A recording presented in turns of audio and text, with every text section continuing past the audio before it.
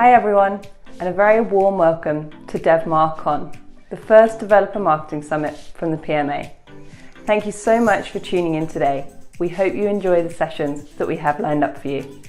With expert presentations, specialist fireside chats, and deep dive panel discussions on the agenda, suffice to say, you're in for a treat.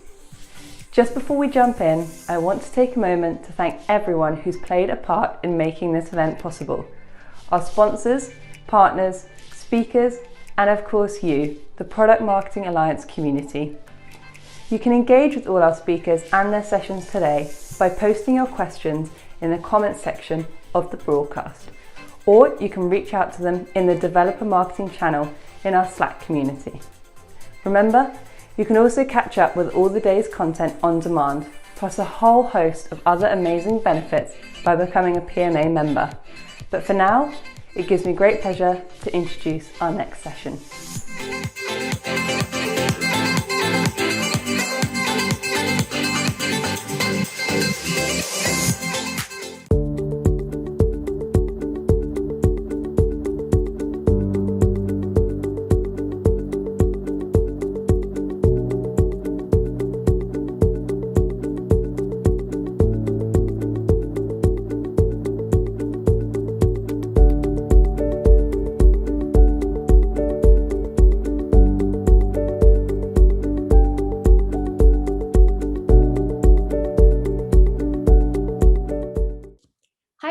Welcome to the Developer Marketing Summit. I'm Amulya Vishwanath. I currently lead AI Developer Marketing at NVIDIA. Previously, I've been at Intel and other technology companies. Developers are hard to market and harder to impress. Having a developer-first mindset doesn't end with a world-class product and killer features. Marketing experts need to thoughtfully strategize and craft a sustainable plan to build a developer community and gain trust. Today, we have a wonderful panel to talk about building community, trust, and advocacy. Let's go through a quick round of introductions of our panel today. Nisha? Hi, my name is Nisha Baxi. I am the head of community at Gong. I am based in Mountain View, and I would say that the reason I'm interested in this topic is I think developer marketing is probably the only marketing profession that is based around a persona. You're expected to know all of the channels, and in so many ways, I think that that's so unfair, because in all the other companies, you've got an SEO marketer, you've got a demand gen marketer who specialize in one thing. So I just want to say to everyone that's here today, like, you are amazing. You're doing awesome stuff. It is hard to be a jack of all trades and to do all of the things. So that's my my spiel there. Awesome. Welcome, Nisha. Jennifer? Okay. Hi, I'm Jennifer Hooper. I currently work at a startup called Armory, and I lead our developer marketing as well as some other marketing functions. I've been in developer-related marketing since pretty much the beginning of my career, where I started at Sun Microsystems. And what really attracts me, or what I feel is the great opportunity and challenge of marketing to developers, is that you have to be truthful. You have to be transparent. You will never succeed if you are, kind of trying to sell the next great biggest thing. It's like developers are trying to get something done and you're trying to help them. And that's really where it all comes down to, is being truthful, being transparent, and being able to engage with an audience to make their lives better. And I think there's a lot of unique opportunities and challenges there. And so that's what keeps me interested in this for so long. Awesome. Ahmed, I'll pass it to you. Awesome. Nice to be here. My name is Ahmed Awais. I am the head of developer relations at RapidAPI. And beyond that, I have been into open source for more than a decade. I've written hundreds of open source packages. I'm into CLIs and automation and stuff like that. And I have won a couple of awards. I'm part of the Google Developers Expert Group and the GitHub Stars program. And somehow a little piece of code that I wrote ended up in Mars Ingenuity, 2020 mission. So I'm super excited about that. And throughout my career, and even before that, I actually come from a family of teachers. Both parents, both grandparents are teachers. So like there's always been a genetic bug in me to teach and kind of market or talk. So I somehow, like a couple of years ago, I think 6 years ago, I ended up learning about, okay, this is called developer relations. You're a developer, you write code, and this is how you engage developers. Developers are not to be sold to. They generally run away from marketing or, the regular marketing per se. And they generally like to be engaged. And that is what I do. Like I engage developers, I create software for them. I go where they are and we talk and we hack stuff. Ahmed, you're like purpose built for developer marketing. What a wonderful background. Thank you. Awesome. So one of the most competitive differentiating factors with developers choosing one product over the other is that they love the continued developer engagements that comes through the community and even nurturing initiatives that companies take. And for this very reason, many companies are now investing a lot of time and effort in building compelling community programs and advocacy programs that can scale for continued success. So let's talk about why is building a strong community so beneficial for teams who are marketing to developer audience in general. Anybody in the panel, go ahead. I mean, I would just say like specifically for developers, and actually maybe not even just developers, but just anyone in general. The reason why communities is so important is because a community touches the developer, the persona at every different part of their journey. So from like planning to like platform selection to like just making sure it's like ready to go to all the way to advocacy and kind of creating that feedback loop. I would say. That's why community is so important. It's just that touch point always in that life cycle. I think in addition to that, no one wants to try to, if you're developing for your business or you're trying to get something to market quickly or whatever you're trying to do, if there aren't people that are there that, hey, if I have a problem that you can engage with or it's a very lonely place, and it's also a place that makes it much harder to be successful. And so having a healthy community is definitely something that I think all of us as people, and developers are people, are always looking for, being able to have that kind of strong base. And it is really important with, everything that you're trying to do to make sure that you have that kind of support. It also shows that whatever, there's always the shiny new thing or the millionth version of JavaScript that's coming out tomorrow or whatever it is. And it's always fun to play with the new toys and the new things, but when you're running your business on it, you want to make sure that it's going to be around and that there's others that are continuing to improve on what's happening and pushing for things to get better. If you don't have that community, it's just not guaranteed that things are going to progress in that area. Exactly. It's more like go ahead. Yeah, go ahead. No, I was saying that it's more like having a support system, right? Once there is a community that's available for developers to interact with each other or talking to champions in a community, I think it just makes for a stronger story, not just for the company, but also for the product and just the support that they would offer. So absolutely. Go ahead, Ahmed. Yeah, like I was going to say, like way back then, like in 2000s, software used to be sold, right? And now you actually subscribe to software. So when we are coming from a developer's perspective, what's happening is developers are adopting products. They are not buying them, right? You adopt something, you get used to the community, you get used to the idea of a particular type of workflow, right? So in the two ways that I have known in seeing developers adopt anything is like, A, is this solving my problem? Which generally is like any software that you write is generally solving any problem, right? And two, who do I know that is using this product, right? And that is where community comes in. that is where you get to engage with the community, share, the same workflow, the same consistent thought process, and go where developers are, and kind of, you end up collaborating on the fact that you are all doing the same thing for different purposes over time. And that is how people are kind of adopting software. That is how I think developer marketing is nowadays so much different than what it used to be. Instead of a campaign, we are kind of always there, going where developers are. Agree.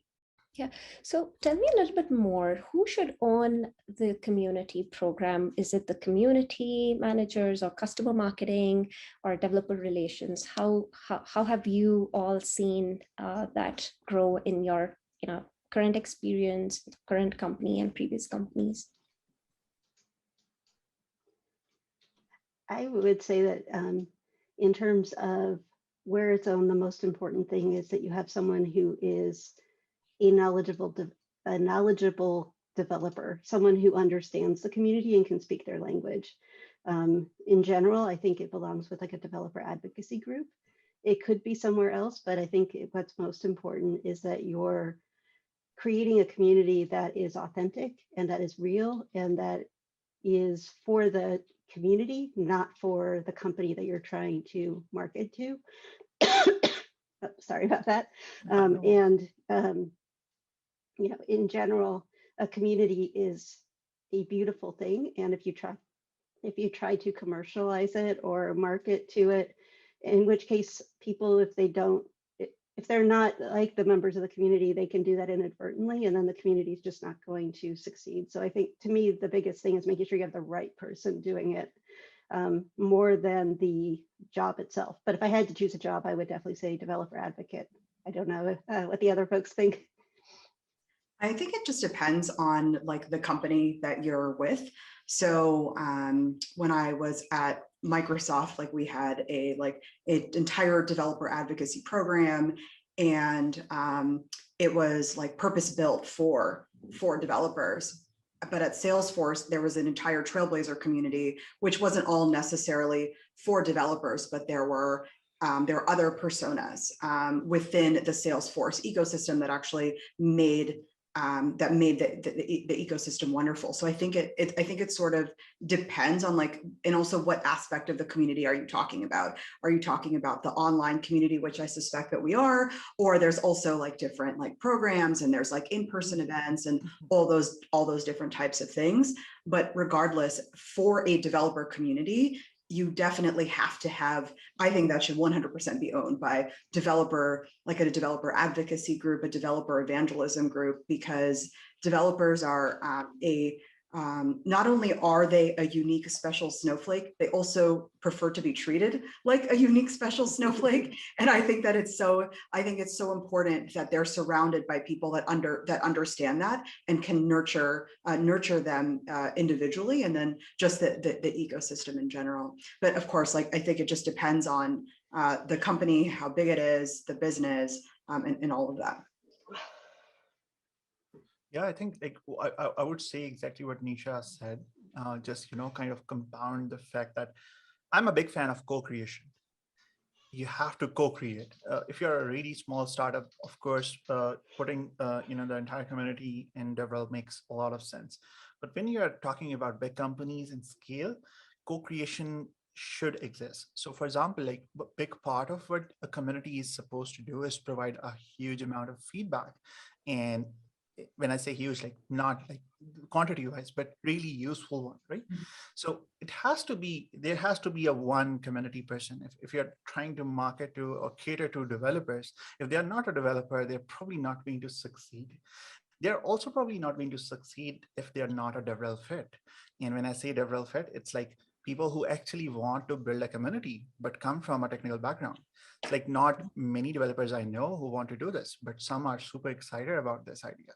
So it has to be a person managing. It should not be, here's a space where you can go and ask questions and we might not reply to you kind of space, but it should have a particular role.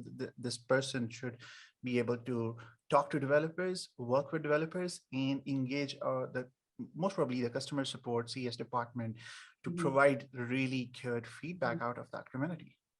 Ahmed, you bring up such a great point about, there has to be like a dedicated person. I will expand on that a little bit. I remember probably back in like 2012, I remember getting recruited by a company who had said to me, hey, we love, we love what you've been doing in like, field marketing and developer marketing at Microsoft. And, can you bring it here? And my first question was, cool. Do you have a technical counterpart? Because I don't have a technical background. I think to make the perfect developer marketer, you need two people. You need one person who understands, programs and can understand how, like, all the different marketing channels, maybe somebody that has done, like field marketing, events, programs, like all of that.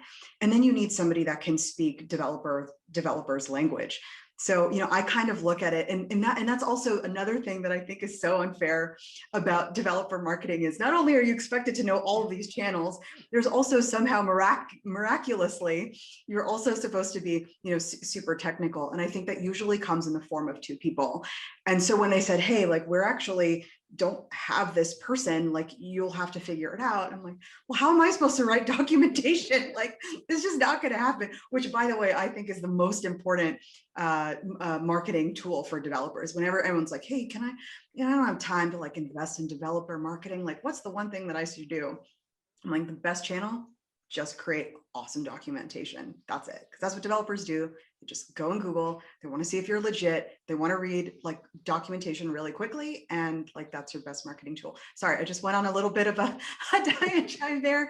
But, I think that there is a lot of expectation and weight on this particular function. And, I think that it really takes a community to build a great community. Yep, that makes sense. And to the point, Nisha, I think it's important to have the right content for developers, and they're not okay with maybe having an ebook. They really need to know the documentation. And if you see developers posting on LinkedIn, they talk about, oh, well, I spent 6 hours reading the documentation to fix a little thing. Maybe if companies invested more in documentation, that would have been better. So absolutely, I think it's one of the most important assets which can entice developers in general. My next question is for companies and teams who are just getting started. What are some of the first steps you recommend taking towards building a developer community? I think the first thing is understanding the goals and the landscape. Sometimes depending on the product that you have, it could make sense to create your own type of community, or it could make sense to participate in a community where they already are. Creating, insisting that you have to have your own community that's, called, Acme Company's community because we're Acme Company. But if really what your community is about a certain programming language, that's really focused on a certain programming language or solution, and there's healthy communities out there, there is no benefit. In fact, there's a lot of negative because you're trying to make it harder, or you are making it harder for the developers to find the right people in the right places. And so I think the first thing is to really understand why, what community really means and what is the benefit to the developer that you're trying to drive. Secondarily, you absolutely, as a business, need to understand what your goals are, but it's really important in a developer marketing kind of role or a developer community that it is about the developer and what you're trying to provide. And if you don't understand that, you're only going to be successful by luck if you happen to have done the right thing in the right way in the right place. So, and then to Nisha's point, I can't say enough about having different types of people. I used to be someone I could call myself technical and that I could do some development. That was a long time ago. Now I can more speak to people who are technical.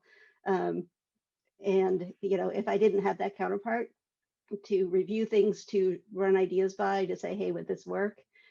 I would fail probably, 90% of the time, just with, not because it's a bad idea, it's just because it could have been done better by somebody who had that right level of knowledge. Yeah, like I think I would just superimpose what Jennifer is saying here. Like I work for RapidAPI. We have the world's largest API hub. So API is super generic, right? Any language. You can use Kubernetes, you can use Docker, you can use whatever, but APIs are going to be there, right?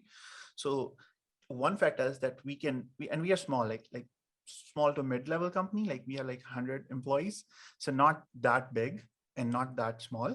So sort of like a mid-level company. And I don't want to build, we can very easily go ahead, hire someone and create our own community forum. And I just don't want to do that. Like, I think it's super, super early for us to do that. What I am betting on is that we go where developers already are, YouTube, Twitter, and we become a better part of their community, right? Instead of asking them to, okay, come on, and like maybe we don't like for example, millions of developers are using our platform already.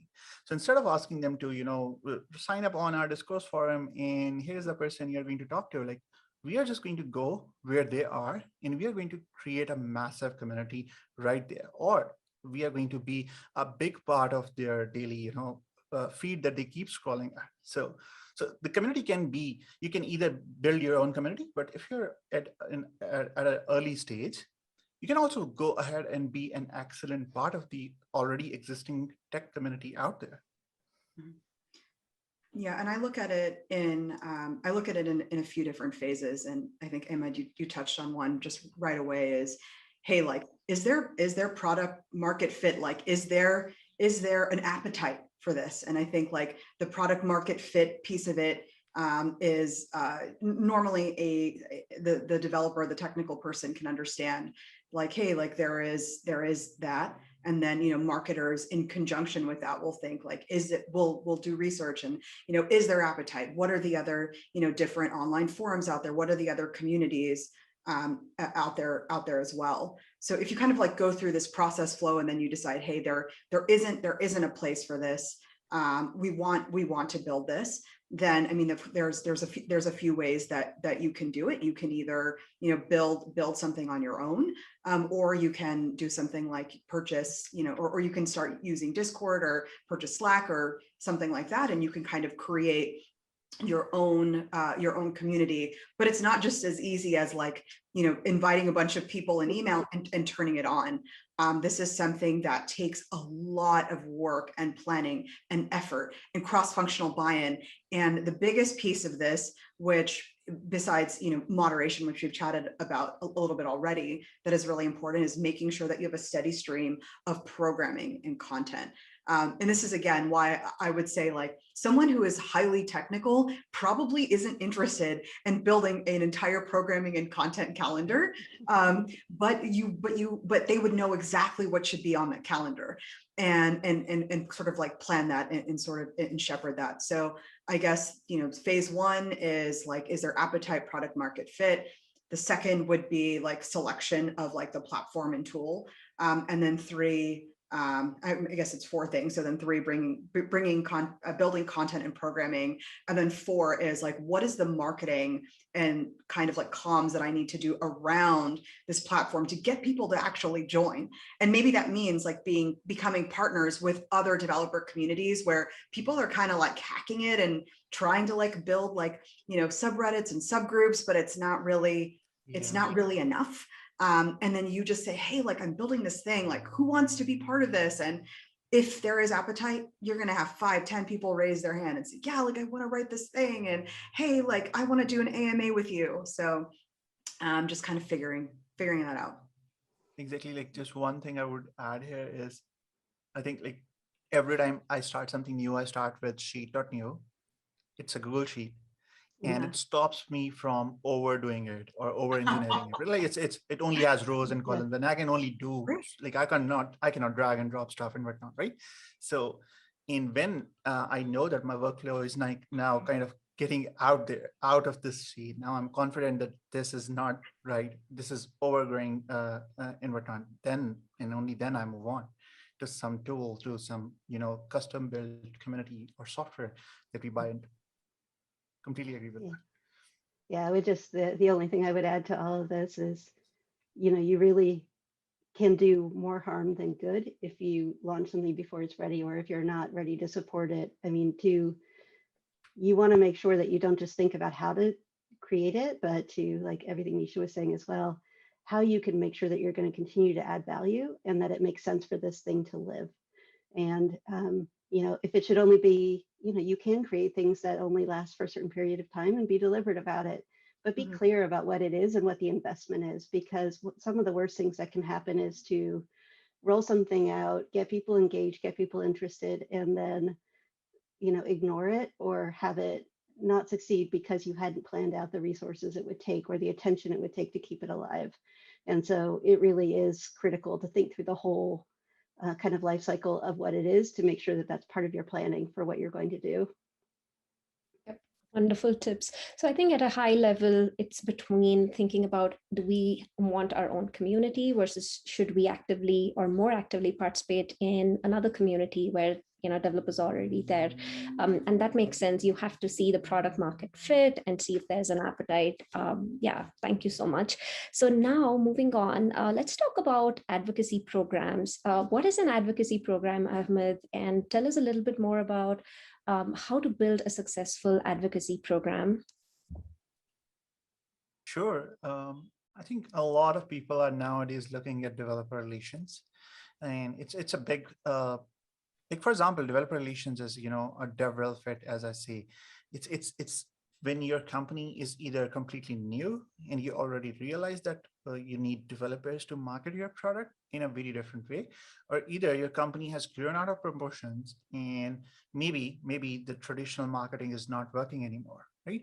Then you start thinking about, okay, maybe we should build an advocacy team that is going to be developers who are going to be building something with your product or without your product, completely thought leadership stuff in the public, right? So what's happening is it's about how you engage and help developers adopt your solutions that you think are really well done. So developer advocacy is like this. It's not like traditional marketing. You don't have I used to joke around in the company that I am the only employee who's not working for the company and working for the community, right? So I only care about what developers care about our products or in general about APIs, right? So it's advocacy is like that. You know what you're doing. You are generally a developer. You are highly technical and you want to do this. You want to, build something in public. You want to create the demo, talk about it on Twitter, talk about it on, create a YouTube video, do a live stream or something, because software developers are looking at other developers and that is how they are adopting workflows. And how do you do this? If you're building a Node.js API, what is the trendy thing right now? And what should I avoid if I'm looking for API security or whatnot? And that's where they're probably not going to join your webinar or download your ebook or something. They're probably going to just look at a live stream or a tweet from someone they know or trust, or somebody's code that is up there on GitHub. So creating code samples, creating a lot of developer metadata, a lot of developers, demos or whatnot, is advocacy. That's how you start developer, a community of developers who are kind of inbound, not outbound. Have you seen any channels that have worked more or resonated more with developers versus others? Any learnings or takeaways you'd like to share? Yeah, like for example, you can see this pattern all over many companies, like who are doing developer marketing well. Like whenever it comes to creating or hosting a demo, you just host it on GitHub. Instead of trying to rebuild something, you just send them, okay, for example, like this is just me talking and my data could be completely outdated, but I think the Microsoft examples org on GitHub is bigger. They have more repositories than the actual Microsoft org. Like the examples organization that Microsoft has on GitHub has so many repositories that you could look at. And that is why I think developers nowadays are talking a lot more about Microsoft in that persona. And you see the similar thing happening with Stripe. They have excellent documentation, but when it comes to hosting code, they just go to GitHub, right? So there's a particular cadence and particular way of doing things when it comes to developers. You cannot just start building custom tools by yourself. And there's another trend of, for example, if you're writing documentation, make it editable. Developers love to improve that documentation. It's like, and Wikipedia too. yeah, it's a hack. Like you create an awesome software, poor documentation, make it editable. Developers will start sending pull requests. They will improve the heck out of it. Yeah. No, and they'll do it because it's something that is meaningful to them. It's part of their personality. It's their stamp. Like, hey, I know this. Like, I've literally been coding for like an entire week in my basement, but except for I have my community who I'll talk to every once in a while. But like, I want to share. Everybody, I think that's also human nature, is like people have that. That instinct to like, I just did something really amazing, or I've done something and I want to like, I want to contribute back to the ecosystem and share. So yeah, 100% there. Awesome. Any other thoughts, Jennifer, Nisha, Ahmed? I'll just say one thing. This is a very slight tangent, but it's really, it just kind of highlighted this for me. I was at Heroku for 4 years. Heroku was part of Salesforce. And as Heroku and Salesforce were merging, one of the developer advocates from Heroku, he joined a team that had developer evangelists. And he made a strong case, which I was 100% behind, but it really just kind of highlighted to me the importance of even a title. A developer advocate is someone who's really, as Ahmed said, part of the community and advocating for the developers and their experience internally. Whereas an evangelist, kind of by nature, by definition, is more evangelizing the product and selling the product. And I think all of this, Microsoft is a great example. I've watched Microsoft go from being a very closed company to a very developer-first open company. That's true of so many other companies out there. And I think if you are marketing to developers, whether your product is for developers or developers are going to use it, or in whole or in part to complete their jobs or to do something for themselves or whatever it is, you have to make sure that you're representing them, because trying to sell like a set of Ginju knives on the side and saying it's the greatest thing ever will never fly, because they have to use this. And there's nothing worse than having your, when you market to like, the CEO of, hey, you can do everything and it will solve all your problems. And then developer gets the tools and it's like, this doesn't do any of the things and now they're responsible for it. All you're going to create is that ill will. And you need to make sure, that's why it really comes back to the trust angle, because developers are more and more involved in every decision making and really need to be advocated for, because that's the people who are doing the work. Yep. And like going back to just like building an advocacy program and an advocacy team, I think about something that someone told me, I think when I was, I was at Facebook at a talk, and someone had said, there are two kinds of developers. There's developer X and there's developer Y. And developer X is motivated by money. Developer Y is motivated by reputation and fame. And an advocacy group understands both of these intrinsically. So what they're doing is they're actually thinking about building a content, a strategy, a program that caters to both. Hey, like if you use our API, like you can, do you can make all this money, and this is how we, like this person has made this much by doing this, and that will appeal to some developers. And there's a lot of developers, which is, I think this is where advocacy sort of leans a little heavier to this side, is like, hey, we can make you, like, I think fame and fortune is what people like to say. And I hate to like bring it down to like these like, very like fundamental levels, but I think that that's kind of what it is about.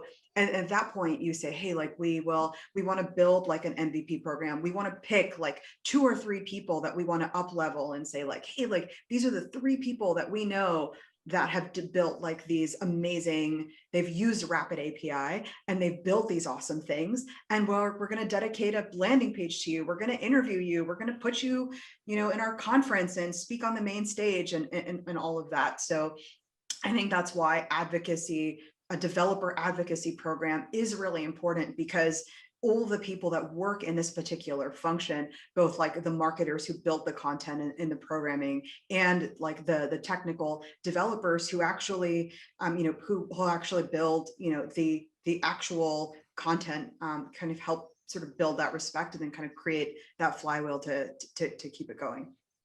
Yep. And Yeah, go ahead. just one more thing that I would like to add here is like making developers feel awesome and special is a big part of my strategy. It's like, for example, whenever a developer gets to work with some of our products or some of my work, if they're feeling magical about it, I feel like I've already won, right? So it's like, for example, like if there are people out there in the world who have 3 names or 4 names or whatnot, and some companies go out of the way, so empathetic, that they create their form of registration so well. It's so well done that you feel at home when you're entering your first name, middle name, last name, and then maybe you have another name, right? So it's the same thing with developers. Like software developers have strong opinions. More likely than not, these opinions on tech they use are religious, and developer religion is sacred. So by focusing on improving developer experience, we can earn their love, we can earn their praise, promotion of developers worldwide. In the act of empathy in building developer-focused products is severely undervalued across the community. Mhm. Yes, if you're not technical, empathy is the most important thing. I don't have a technical background. I never studied, computer science or engineering. But I think being able to put yourself in those shoes and like you said, Ahmed, like so much psychology is part of this. And that's the professor parents in you, probably the professor in you, and then also marketing as well, right? Like marketing, 101, there's so much about, the psychology of the persona. Who is it that you are marketing to? What is it they care about? Yeah. Well, and I think the other part that we didn't touch on, but it kind of backs up into everything that both Ahmed and Nisha you've said is, there's the developers, that the professional developer, for lack of a better way of describing them, the people that develop for their job. They don't want to be doing the same thing over and over. They don't want to be, stuck having to go back and troubleshoot things. They want to add their value. They want to be able to continue to develop things and focus on the areas that they're best at. And if we don't look at that, if we don't look at how, the world needs to work, especially with things going, digital first, so many people needing to pivot, all sorts of other external factors that have been happening in the world, it's, and if you don't understand how that impacts the people who are actually building the software, the tools, the products, the functionality to develop those things, if you don't understand how they'll be used, you will never be able to speak to the developer, because you need to add that value. You need to show them where you can make their lives easier, where, you can help them, abstract away some of the things that they shouldn't have to pay attention to. You should be able to, really focus on that. And I think that's a big thing, understanding what those pain points are. And as Nisha said, I couldn't agree with it more. Empathy is the biggest thing underneath all of it. I mean, I think that holds true for any role across the board. It should always be there. But for the developer, I think it's so true. And more things, you keep hearing, oh, shift left and developers now have more responsibility. The reality is we're trying to move this quickly, and no business is growing and adding infinite developers, right? You keep trying to get more out of the people you have, so you have to be smarter. And I think understanding that and understanding the demands that are always with the developers, understanding what they want to keep doing, and focusing on the value they're adding is just such an important thing to also keep in mind. So kind of that ground of how to make their lives better. Yeah, and I want to go back to developer X and Y topic that Nisha mentioned, right? For my universe, it's been X, Y, and Z, where, absolutely some developers are motivated by money, some by fame and reputation, but there are also some that are more interested in benchmarks. And benchmarks are a big thing when it comes to, technology companies like NVIDIA or Intel, or even Google AI, for instance. They want to know what the benchmarks are, what type of AI models are being used, what data sets are being used. So it becomes super important to give them not just the tools, but also a recipe on how to do it. So absolutely, I think GitHub has been one of the favorite platforms by a lot of developers. That's where they go. But yeah, my universe has been X, Y, and Z. That's good to know. Yeah, like for example, like exactly like that. For me, it's eager developers versus discerning ones. Some of them are like, I don't want to read your documentation. Just show me, let me click through and make sure that I can send an API request without even logging in. And some of them are so discerning, they're like, I'm going to go beyond your documentation, read your API reference, and completely grasp in first 5 minutes what this API can do. And it's always a balance between these two developer personas. And like, I completely understand, like taking care of and catering to whatever persona that you have decided and figured out is useful for your company goes a big way. Yeah. Awesome. So getting to the last question here, how can companies measure success with their developer community programs? Adoption. Adoption. I think we're all probably aligned there. What specific metrics? I think it just depends on, whether, I'm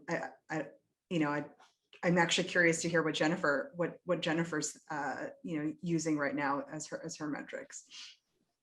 Well, I think there's, I agree, adoption is the overall.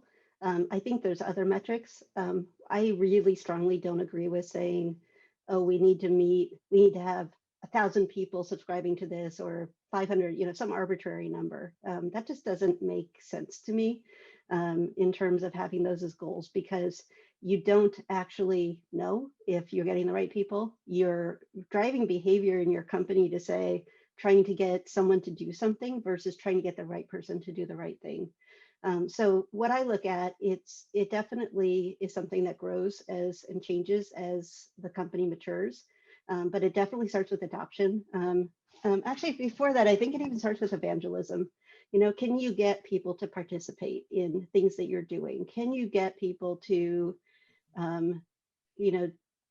talk to you about solutions? When I was at Heroku, I owned and helped create the Codish podcast. And we had it was a podcast for developers.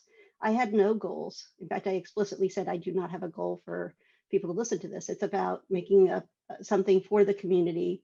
And I judged its usefulness by, the people who were willing to come on and the people, the fact that it was being listened to or referenced in other places. And that was the only goal. So it's not one answer. It is a combination of things. Are people actually able to use the content that you put out? And by content, it's frequently code. It's not just writing something, an ebook or a webinar or something behind gates. No developer is going to want that unless they're really desperate for it, right? Hey, I need this. You want to make it easy for them. You want to make sure the content is relevant, and you want to make sure that you're providing that value. So I know that's not a great, concise answer, but it really just varies based on what you're trying to do, and understanding what the true impact should be is the way I try to really look at it. And pure numbers is almost always not the right answer. For me, I have the saying, like DevRel has two major problems, and it's all good until you start trying to measure it, right? So one of them is measuring the impact of DevRel, right? And the second one is DevRel is iterative. It's kind of like SEO, like not very similar, but like, for example, you could go to sleep and wake up and Google has this new update, and now you don't have that traffic that you used to have from Google, right? And people who work in the SEO and marketing space, they are okay with it. Like I am not, but they are. So similarly in DevRel, our strategies change a lot. It's iterative strategy. It's always changing depending on what developer community actually wants. So when I say DevRel fit, it has to be someone who's thinking about this kind of change and like who drives energy on chaos, right? So it's a lot of chaos. And like for me, like I said no to a couple of really good FANG level offers to come to RapidAPI because we have a marketing department, we have an SEO team. So I knew that DevRel here is not going to be the blog post team, right? So we are not after numbers. We are not after anything like that. And I had to build a small, well-researched system on how do we calculate the impact and not the vanity metrics, right? So it's about the impact hours that the team spent on creating the amount of impact that is going to translate into making this company and the APIs more and more mainstream, more for example, one thing could be like supporting open API initiative because it helps everyone, right? It's a completely open Linux Foundation initiative, which is going to help every company that is going to have some sort of consistent APIs. It's a lot of impact, but it's long term, right? It's not this many numbers of likes and followers or whatnot. So completely agree with you on that. Yeah, and that makes sense, right? You not only want to attract them to your platform or community in general, but you also want to keep them engaged and continue to grow. So it's super important to have that iterative, strategy to make sure that, developer, interests and in general, their attention span keeps changing as they have bigger problems or smaller problems. So it's important to have the nimbleness and an iterative strategy. That makes total sense. Awesome. So go ahead, Jennifer. Sorry, I think there's a couple other things I would just throw out there. I mean, we talked about contributing to docs, and if you are allowing people to contribute to docs, that's an important measure. If people stop paying any attention and don't care about your docs, I think that's one of the biggest signs that you're in trouble. But in addition, one of the things I always looked at Heroku was, are we attracting people who want to work here, right? There's always, I think if you are, and again, it depends on the kind of company you are, but if you can't attract good developers to work at your company, I think that's a sign that your developer advocacy could be improved in some ways. Because developers want to work somewhere where they feel like developers are respected and valued, and they want to be able to give back. And if you don't have, developers who are interested in working for you in general, then I think that's another sign. So it's just another way of looking at it as well. And Amulya, I know that we're at time, but there is one thing that I did want to say before we end this panel discussion. You had asked earlier, like, hey, like what's like the one thing you want the attendees to kind of take away from this conversation. And I don't know who needs to hear this right now, but you're doing great. You're doing awesome. Developer marketing is very hard. It is probably the hardest marketing function that anybody can pick up. Whether you are technical or not, it is very difficult because you are working with a very particular persona. And again, like I said earlier, you're dealing with so many different channels. The advice that I would give is make a list of like, hey, like these are like 10 different channels where I can hit up developers, and run like a small experiment and time box each experiment. Say, I'm going to try this for like, maybe a week or two or a month. And I won't spend more than 5 hours on it, and then figure out like what are the 1 or 2 channels that are actually gaining you a lot of traction, and then hyper focus on that. So, and I think that that's just true in general for marketing, regardless of whether it is to developers. But I think that we get so sucked into like, I have to run this webinar and I have to run this event, and then I have to go online and I need to moderate this person. And like this developer is like calling me because I gave him my phone number and he's asking about when this is going to happen and when he's going to get a swag. And I mean, there's like 1,000 different things. So you've got this, you can do it, and you'll be really successful if you just focus on 1 or 2 things that that you can do really, really well. Absolutely second that. Most definitely. That's great advice. Yes. Yeah, most definitely. Like for me, like when I joined, it was always like developers are hard to market to. An average developer doesn't like to be pitched or sold to, right? And for us, like at RapidAPI, we build tools for developers. So this presents both an exciting opportunity for me, but it's a formidable challenge to make developers aware of our product and make it sure and making sure that they are consistently staying active, right? So you can go crazy with us. You can hack things like for impact calculation. You can hack things like how many people are copying the npm install your SDK. that particular line, it actually means that person is now enrolled in. They are active. They didn't only just viewed your documentation, visited it. Now they are actually going to go ahead and install your SDK or something like that. So you can go crazy with that, but most definitely it's a hard job, and kudos if you're doing it well. Awesome. So I think that wraps up our discussion. I really enjoyed talking to all 3 of you.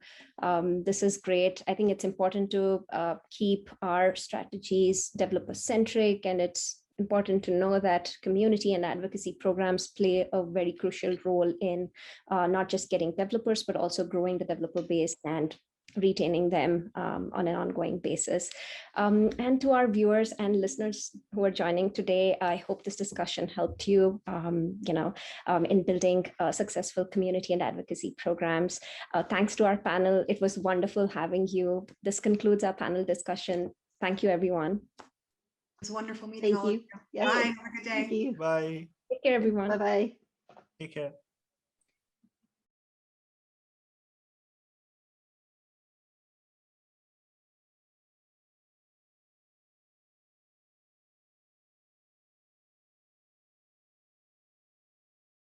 Talk with any product-focused team at an enterprise technology company and they'll share the same story. They know they need a vibrant user community to spur product adoption and growth. But what they don't know is the best way to build, manage, and grow one. How do they connect with current and prospective users at scale? Do they build their own community? Do they join existing communities? There's an easier way. Collectives on Stack Overflow helps you unlock the power of your community. You can reach and engage millions of developers on Stack Overflow and connect with those interested in your technology. Share knowledge and support users of your products, and drive growth through actionable data and insights. Ready to unlock the power of your community? Visit collectivesonstackoverflow.com today.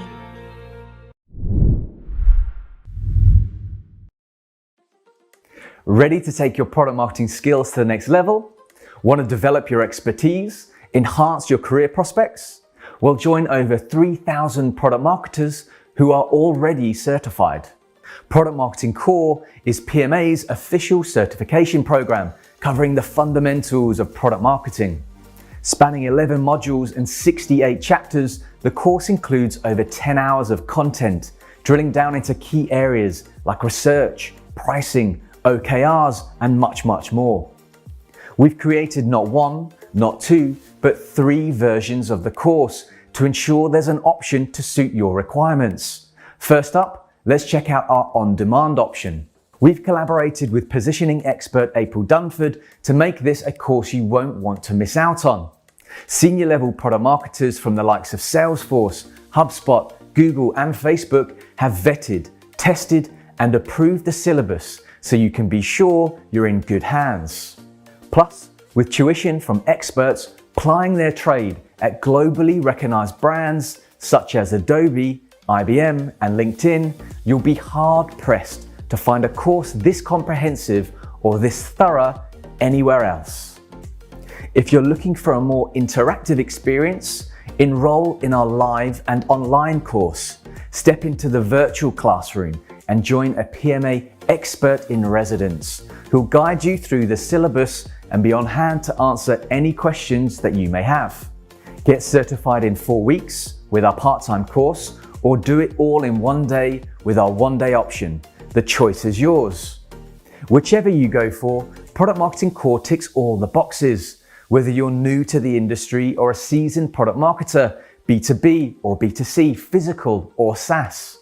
By the time you wrap up the final exam, you'll have the knowledge and tools you need to effectively and successfully attract and retain more customers. You'll also have a whole host of exclusive templates in your back pocket, as well as access to live weekly workshops and optional coursework to consolidate your know-how. And finally, with Product Marketing Core Teams, you can level up your team's product marketing efforts and get everyone within your function certified through our industry-leading, fully comprehensive course. In the words of now certified PMMs, this course is invaluable and everything a product marketer needs. So head to productmarketingalliance.com to secure your spot and get certified.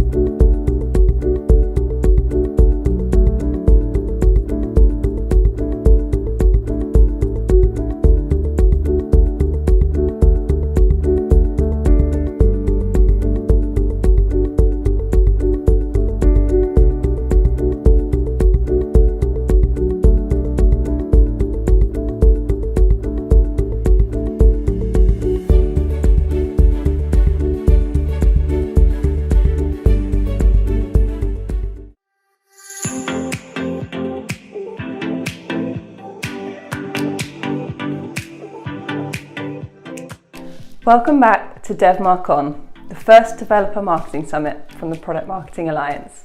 I hope you're enjoying the content so far. I want to thank you all for joining us and send out an extra special thank you to all our sponsors, partners, and participants who together have made this event possible. Their sessions are bursting with insights to help you level up. But remember, the learning doesn't stop here. If you haven't already, you can become a PMA member and benefit from unlimited access to all today's content, along with a whole host of other exclusive content and tools. Or simply upgrade to an Access All Areas pass to catch up with all session recordings on demand. And remember, have your questions at the ready. Simply post them in the comments section and get awesome advice from our experts. We've got another awesome session lined up for you now, so sit back, relax, and enjoy the talk.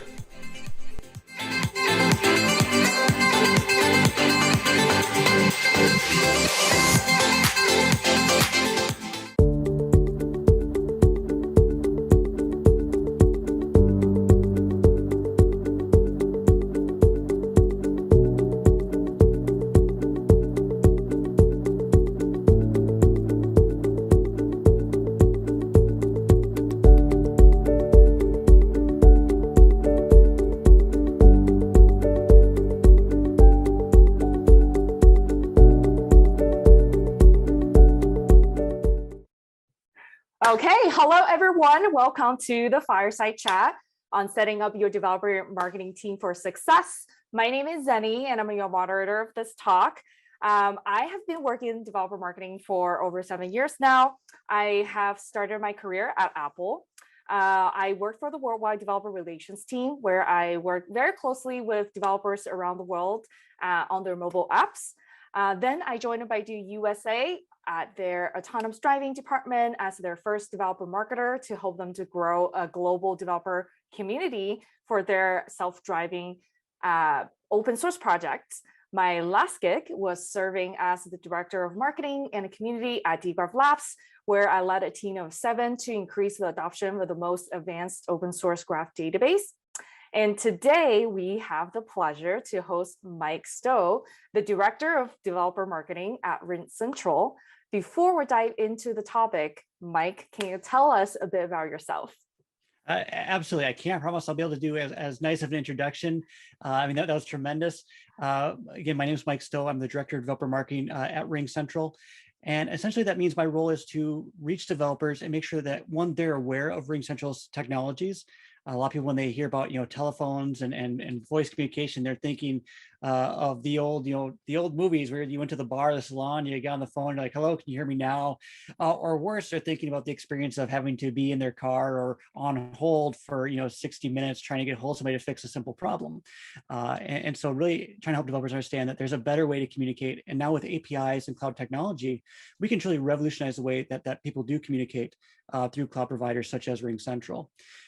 Before having the privilege of building the program at RingCentral, and by the way, that's twofold, because my other responsibility is taking the feedback from the developers, going back to RingCentral and helping RingCentral improve its offering and better create a community and support our incredible developers out there.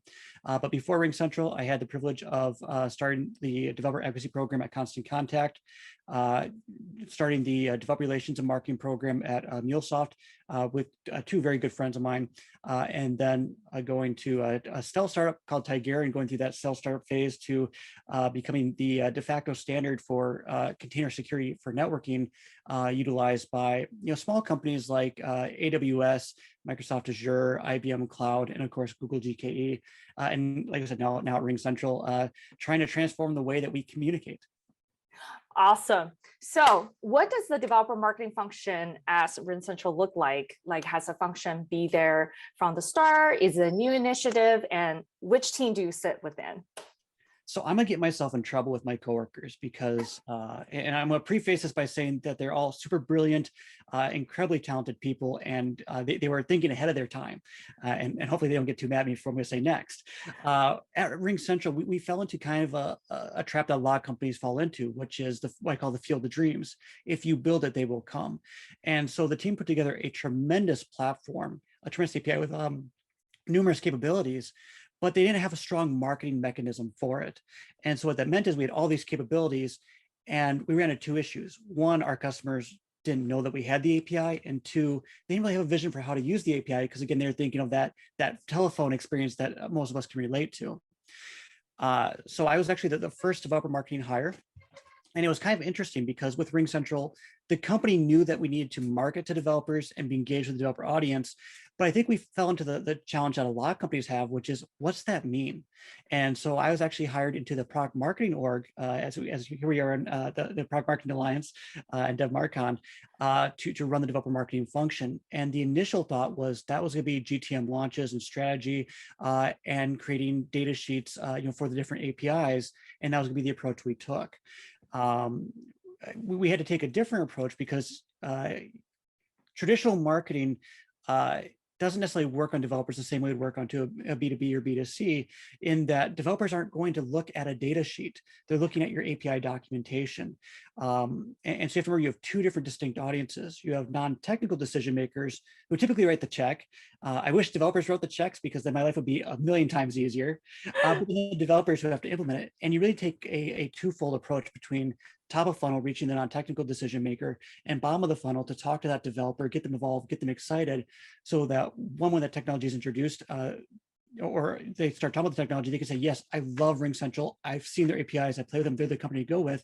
And number two, that they're successful, because if you're selling a subscription service or a SaaS service, your real revenue isn't from the acquisition, of course, which we all know is a loss leader, is from the renewal and their continued success with the company. And so that's what we've done at RingCentral, is try to build a developer marketing org that focuses on both those audiences, and then takes a balanced approach in terms of using a 3-core model of evangelism, being out at developer events, communicating with developers, being where they're at, with the pandemic that's changed to virtual events, but then also education. And education isn't talking about who we are, it's helping them become subject matter experts in their field and becoming influencers themselves. And finally, community, giving them a safe place where they can communicate, learn, and grow, and also being active in the communities that they're active in, such as GitHub, Stack Overflow, and again, the local meetups that are being run and local community conferences that are being run. We want to support those and show that it's not just about us, we care about them and want them to be successful.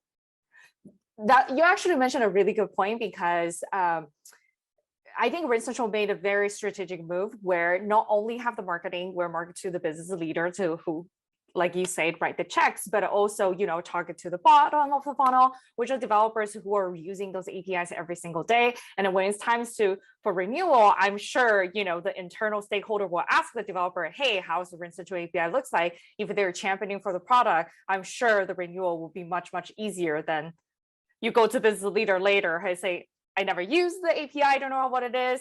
And then, the renewal probably will go out of the window. So thank you.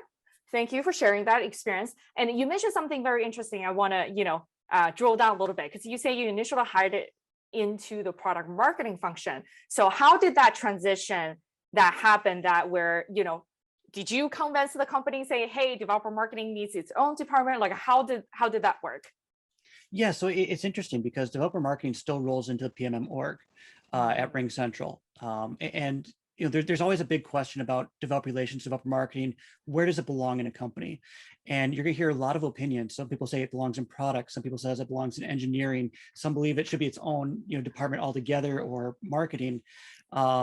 Thankfully, not a lot of people say sales, and it's not a rip on sales. It's just that if we're, purely lead focused, we're not building relationships. And I like to say there's a reason why we call it developer relations and not developer leads. But to answer your question, it was really coming in. And one of the first things I like to do when building out a program is understand where we currently at in the community, and how mature are we as a company and as a program. And that means looking, you can go to all the MBA aspects of, do we have a 2x2 matrix, or do we do a SWOT, or but looking at how do we succeed, and then it took a lot of convincing, and to the credit of my colleagues, a lot of trust, because basically going in and saying, okay, this is what you're hired to do, is to create data sheets for all the different endpoints, and then coming back and saying, I understand that this is what traditional PMM does, and I'm in a PMM org, but we can't have 500 data sheets, to talk about the 500 different endpoints. And also we have to change the way that we market slightly to reach both these audiences. And so it becomes a hybrid model of how do we meet both of those? And it also means that once you put together a hypothesis, you put together a strategy, having a way to prove that strategy. And that's where I think we've been successful, is that we've put together a very high level strategy, but then we also add things like having the developer funnel, which is basically your standard marketing funnel, where we can actually pinpoint where are we successful, where are we failing in that funnel. And then my team hates me because I'm all about data. And so beyond that, we have 143 different data points that my team records that we can look at. If we find an issue with awareness, we can look at the different tactics we're taking under awareness and identify what's working, what's not. But being able to go back to the executive team and say, thank you for the trust. Here's the hypothesis. Here's the results. And thankfully, the results have been, for the most part, very, very good and have solidified the approach we're taking. Oh, wow. That's good to hear. So you mentioned about the developer relations team earlier in your comment. So, for any successful developer-focused company, you cannot do it without a DevRel team. So what is the differences between developer marketing team versus DevRel team? Like, how does this two team work together? Can you tell us a little bit more? Absolutely. And I got to preface this because I'm, shameless plug, I'm working on a book for developer evangelism. And one of the things that I say in the book is just because one person calls something developer marketing or developer relations doesn't mean the next place calls it the same thing. Everyone has different definitions of what that means. So when I share what we're doing at RingCentral, take that with a grain of salt, because just because that's the way we're doing it doesn't mean that that's the way it's being done everywhere. For us, we've really divided the team where the product aspects, such as developer documentation or technical documentation, SDK management, and then more of the support elements for developers roll into our product team. And then in terms of the marketing side, we're more focused on, again, the evangelism aspect, building a vibrant community, and driving the thought leadership education in tandem or partnership with the PM team, where, because we have a smaller team, we rely on them heavily for content creation. So at the end of the day, we work very well together. But what it comes down to is, if you have a single umbrella, that makes life very, very easy, because you have the same goals coming from a higher level. If you have separate umbrellas where each team has separate goals and KPIs, then it's very, very important to, one, stay in constant, pick up my old employer, constant contact, and sync with each other, make sure that you have shared KPIs, shared goals, you're both moving to the same beat of the drum, and that you're also staying, in touch through weekly stand-ups, weekly meetings, so that we know what the product team is doing, not just on the kind of developer relations side, but also in terms of new APIs and GTM that we need to run for those APIs. And they likewise understand what we're doing, and they keep us honest so that we're doing what's best for the community. Nice. So you mentioned about the, KPIs, like if it's under same umbrella, you share the same KPIs, but if you're under separate, you might have, some overlap, but some not. So for the next question, I want to know, what are some key metrics or KPIs that you measure for your team to, show that you're achieve the goal? Absolutely. And the way I look at KPIs is multifaceted or multi-level. And again, I take a step back, because what works for one company doesn't necessarily work for everybody. And again, that's one of the biggest challenges we have in developer relations and developer marketing, is we look at other people's metrics and say, okay, how do I measure API calls, or how do I measure MAU or monthly active users? For me, it starts at the very top. And so I like looking at what are the company objectives. And a lot of companies, they'll put out 3 objectives where they say, here are the top 3 things are the priority for the company, and every organization or department within the company then rolls into those 3 objectives. Then you go further down the level, and because we report on marketing, we have marketing objectives, and so we're the top 3 marketing objectives or North Stars for our marketing organization that we need to hit, and then it rolls into platform. And with our platform team, we have both the ISV side, so working with biz dev and building out third-party integrations that our customers can use, and then we have the individual customers that are building their own integrations. So there we have also shared goals that roll in. That's where I talk about kind of product team and marketing team working together. That's where we start to combine on those goals, and then we go into the developer goals, which roll into those goals. So everything's kind of a multi-tier, because at the end of the day, we have to prove our value to the company and what we're doing. The way we measure our KPIs at RingCentral is we have a marketing funnel, and I'm actually gonna give credit to Indy, because Indy kind of changed this Indy Sen, who worked with me at MuleSoft, he kind of changed this funnel, and it's been such a great job that I've utilized it ever since. And that is, we look at awareness, interest, consideration, adoption, and then advocacy.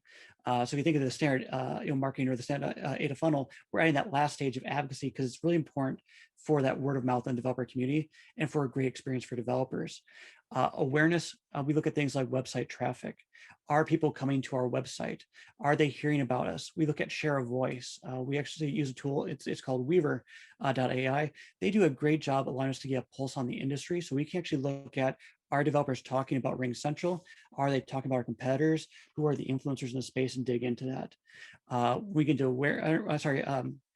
after awareness, of course, is interest. Are they actually navigating the site? Are they looking at documentation? Consideration, have they created a POC app or a sandbox app to start trying out our capabilities? And then, of course, we get into adoption. Have they actually graduated an app, or are they actually using it?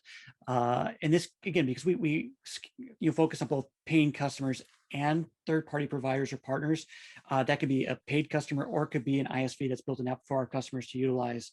And then finally, advocacy. We like to look at how many people in our advocacy program or ambassador program are engaged. And then we actually use a content value for what's the value of the content they're providing versus if we had to outsource that ourselves. So if someone writes a blog, we assign $1 value to that. And then we try to reward them for their work. But that way we go back to the company and say, not only do we have 1,000 engaged advocates, but they've created X amount of content that we've had to pay for otherwise to show the value. And that's the other thing that is really important to us, is as we look at it, looking at the metrics, again, help us gauge where in the funnel, but those top level KPIs help us justify our existence to the business in terms of how are we moving the needle, how are we driving revenue? And so that may be things such as customer satisfaction. Are customers more satisfied because they have these integrations or not? That could be a total lifetime value. Are customers staying longer because they've utilized integration or built their own integration? And to your point, you mentioned earlier, it's bad if a developer says, I never used the API. It's even worse if they said I did and it's terrible and I can't build anything with it. So I mean, that's a really important note. And of course, the last one is revenue. What type of revenue are we driving, either direct or indirect, again, to show value to the company? Because a lot of times we look at developer marketing, developer relations as a cost center. And I think anytime you have developer relations, developer marketing, it becomes an interesting contrast because, in product, you have a cost center, you're building the product, you're getting out there, and it's up to marketing and sales to drive the revenue. In marketing, you have a ratio where every dollar you spend has to bring in X amount of dollars. And so it's a very different mindset, and it's balancing that. With all that said, it's really important to say that we're not tied to pipe. We're not a lead machine. In fact, I just was talking to one of our sales reps. I sent him, we had an individual reach out, we sent him a lead. He goes, are you sure this is for us? Like, I don't recall a director of developer marketing ever sent me a lead before. And it's like, we get these leads come in and, they tend to be very strong deals because of the opportunities, because of the conversations we're having, but that's not our goal. Our goal is really to drive that awareness, drive that vision, and help with the adoption of people utilizing the platform so that they can take really the full power of the platform. And ultimately, my goal, and this gets away from the question, I'm rambling a bit, so I apologize, is that when our competitor goes to our customer and says, you're paying, this much money for 1,000 phone seats, we can save you $10 per month per phone seat. And so they're going, okay, let's see, that's $10,000 times 12 months, that's $120,000. That's a great deal. What I want the customer saying is, great, that's fantastic. I love that you can save me $120,000. I really appreciate that. But because of RingCentral's platform and capabilities, I'm actually making $1 million more. So they, it's again a better experience for them, and it's not I have to stay with them, or it's a toggle between phone companies, because honestly, nobody likes their phone company. That's why I don't want to be a phone company. I'll be a communications partner. But again, that company that's helping them increase their revenue and be successful, and be a thought leader and forward thinking in the space. Nice. So, the interesting thing is I recently had a conversation with the CEO of Timescale DB. So obviously they're sold to developers as well. So one of the analogy he used actually stuck with me. He's saying normally how people describe the sales team, they're like the hunter, right? They go out there, hunt for the deals. But then when it comes to developer audiences, they actually call themselves the farmer, because farmer is the one who is nurturing the relationship. And it sounds, when I hear your story, it sounds just like what your team is actually doing. So that's really great. You earlier mentioned about you're very data driven, tracks everything. So is there any programs, initiative, or project that you have done that has, been very successful in driving adoptions among developers? So this is gonna sound like a cop out, I guess, but the most successful thing that we've done was taking a look at our messaging. And the reason for that is, when I joined, again, the team did a great job, and this is not comment on them, but they did not have somebody looking at it from a developer marketing perspective. And so we had what we thought developers wanted to hear, not what developers are actually looking for. And when you came to our developer site, you got very ambiguous communication messages like improve your workflows. That's great. Everyone wants to improve their workflow, but you're not telling me how I can improve my workflow. You're not telling me what you do as a company, and you're not giving me the tools immediately to be successful with that. And so we immediately changed it to revolutionize communications, because we want them to know we're a communications company. The subline there, or the subheader then, is APIs for voice, SMS, team messaging, meetings, and fax. We went away from a very ambiguous a kind of hypothetical construct of what you could do to more of a concrete, here's the solutions we have, and now here's what you can do with those solutions. And those are things we're still working on improving, is really defining now, okay, let's get away from, again, these ambiguous case studies of, you can add voice to your CRM, which is great, to you can improve your business efficiency and improve sales or customer satisfaction this much, have tangible numbers by doing these things and tangible outcomes for them, with the idea that hopefully we'll get the wheels turning, because honestly, our customers are far more imaginative, creative, and innovative than I could ever be, and they've done some amazing things. That's been the most important thing we've done so far. The second program that gets overlooked, and one of the models that I've created to try to kind of look at how we go approach developer marketing, developer relations, is the developer hierarchy of needs. And it's kind of based on Maslow's hierarchy, if you will, but the idea is that developers have basic needs for them to use your product and be successful. And the first one I call basic enablement, which is your API has to work and you have to have documentation for it. And the documentation has to be good. If I can't figure out the documentation, I'm not going to be successful. And so that was the second component, was looking at, are people being successful with the documentation? Because I can go, invest in field marketing and go to community events and developer events.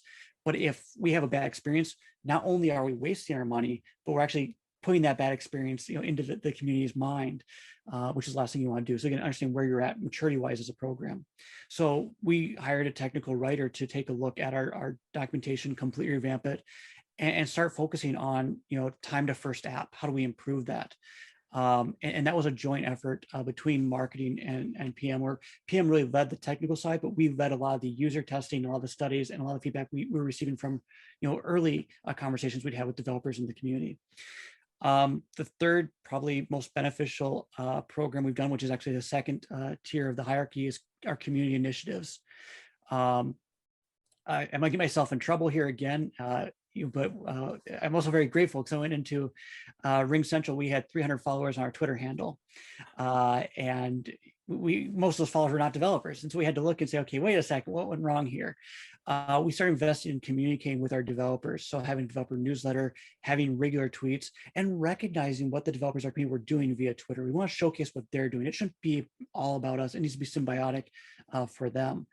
And the thing I love about this, and so I'm gonna get myself in trouble, is we grew that very quickly from 300, which we basically got rid of most of the followers, to over 3,000. And I remember, our CMO at the time going, look what the team did. They grew to 3,000. I'm like, no, you haven't seen anything yet. We're just getting started. Don't keep the bar. We got to raise the bar a little bit higher than 3,000 followers. As always a successful program. And so, but building out those programs, we hired a community manager to come in and help grow that. And she's been tremendously successful with Twitter, and she took my 3,000 to 50,000. So we got the bar a little bit higher. Then the last component, which has been very successful for us, has been kind of the education aspect. So it's kind of funny because we look at the 3-core model. To me, those are the first 3 tiers of that hierarchy of needs, giving them a safe place to communicate. So improving our forum, making sure we gave them a forum that was easily searched, they could respond to, they could engage with. We actually switched solutions to meet their needs for that. And that's something that I think gets overlooked. And again, this is a joint initiative, but there's a lot of forums out there that are designed for consumers. They're designed to make it very easy for the consumer to ask a question and get answer from the customer support team or the customer experience team. But those forums typically aren't focused on things like code. And as a developer, I'm asking code questions. If I can't put my code in, it's not formatted, not highlighted, not readable, the forum's not doing me any good. And so that was another initiative that we undertook to build a community and be where they're at, and then start providing education where, again, they could learn. And we start taking a thought leadership perspective versus us talking about ourselves, talking about additional content. When you look at companies that do this, by the way, again, we go back to 3-core model, everyone likes to do evangelism, and evangelism is absolutely important. I'm not going to say anything otherwise. But when you look at the most successful companies that are known by developers, and everybody thinks Twilio. Twilio is actually really known for their evangelism efforts, but Twilio has struggled with developer loyalty and community because you get companies like Vonage. And so you'd be an event and somebody walk up to Vonage, which was formerly Nexmo, and they go, "What do you do?" "Oh, we do the same thing as Twilio, but we're cheaper." "Oh, that's great. Let me give you guys a try." Versus, "Yeah, hey, but I know Rob, and Rob's such a great guy. Like I can't imagine, like, if something goes wrong, I can give Rob a call and he'll take care of it." And that's the difference between evangelism and community. Community is building that network of trust, where it's not just I use your product; it's I'm part of the company. And one of the big things with community is, again, it's not about you, it's not your community, it's their community that you get to be a part of as a company. But the community aspect and the best examples of community is going to be Stack Overflow and GitHub. These are teams that did not have large evangelism efforts. They did not have large developer marketing teams, but because they fostered a community, developers went to them. And the other one is education, and education tends to have tremendous dividends. One, because of SEO and awareness. But if you look at companies that have done that correctly, DigitalOcean, which just IPO'd, and congratulations to the DO team, they're very focused on education, where if you search, how do I remove a user from my Linux server? One of the first results you're going to find is DigitalOcean, because they have so many tutorials. And not having a strong evangelism effort. I think I saw DigitalOcean at one event, maybe 2 events over 10 years. Not having a strong community presence. They focused a lot of their effort on creating the education. They become the de facto standard for learning about Linux, learning education. It's my go-to if I need to find an answer. And I'm also a DigitalOcean customer because of the trust I've established with them. So when we look at that, what those different initiatives and what moves the needle, evangelism is key. We should never get rid of evangelism. That's why it's part of the 3-core model, and correct Rob's factor on that. But again, education and community tend to move the needle further. And those are the initiatives that we've seen that have really moved the needle for us. So for the audience out there, listen to this talk. I just want to say, Mike essentially just spilled out his secret tea. The reason why I'm saying that is every single initiative that you just mentioned actually aligned exactly with my experience when I was at Dgraph, because we did our messaging, we revamped our docs experience, our docs traffic 4 times in a time period of a 12 month. We also focus on education. So everything you just said, for all the audience out there, if you want to do developer marketing, definitely take notes on this part. With the exception of our competitors. Okay, I think, we're come up to the time. We have one last question for you before we conclude the talk. What is one nugget of advice you would like to leave with the audience? The one nugget of advice is that anytime you do developer relations and developer marketing, is to keep 3 principles in mind. And there was recently, I realize I'm getting old in the industry, because I say recently, I realized it was like 6 years ago now. There was a study about what's the most important thing in developer relations, developer marketing. And the number 1 answer was empathy. And that's understanding who your audience is. Your job is not to sell to developers. Your job is not to get leads from developers. Your job is to build a relationship. One of the most powerful things I learned, which was from Gail Goodman at Constant Contact, is that we trust strangers more than we trust the companies we work with. And if you think about it, if you go to a restaurant, you look at a menu item and it looks really, really good. You ask the waiter or waitress, is this delicious? They, oh, it's our best item on the menu. And then you look on Yelp and someone says, I had it, it was terrible. You don't order it. It was terrible. Like you go somewhere else. That's the developer community in a nutshell, because developers talk to each other. We always like to think of developers as introverts. Developers are very highly social individuals who are communicating, collaborating, working together. And if you don't speak with empathy, if you're not thinking about their needs, if you're trying to put your company first, they know, to quote Liam Neeson, I have a set of skills. They know what their capabilities are, and they know where to invest their time. The second is integrity. With integrity, again, one of the coolest experiences I had, and this was at MuleSoft. Most time I keep my sales team at arm's length away from our developers. At MuleSoft, our sales team was allowed to not just talk to developers, we invite them to our developer events because they said, I want to get to meet the developers. I want to go learn with them. They didn't try to pretend they were developers. They didn't try to pretend they understood the tech. They just wanted to communicate, network with them, and they were honest. And that also means being honest about the company's shortfalls. One of the craziest things, and I got myself in trouble for when I was at Constant Contact, is we had I'll call him a prospect come up. And he asked me, I have a small nonprofit. I have 10 board members. I send a monthly newsletter to those 10 board members, and I'm using MailChimp. Why should I switch to Constant Contact? I said, you shouldn't. And the marketing person nearly killed me, by the way. But I'm like, you shouldn't. I'm like, look, you're a small nonprofit. You're using MailChimp, which is free, and you're sending 10 emails. Like, this is not the use case for Constant Contact.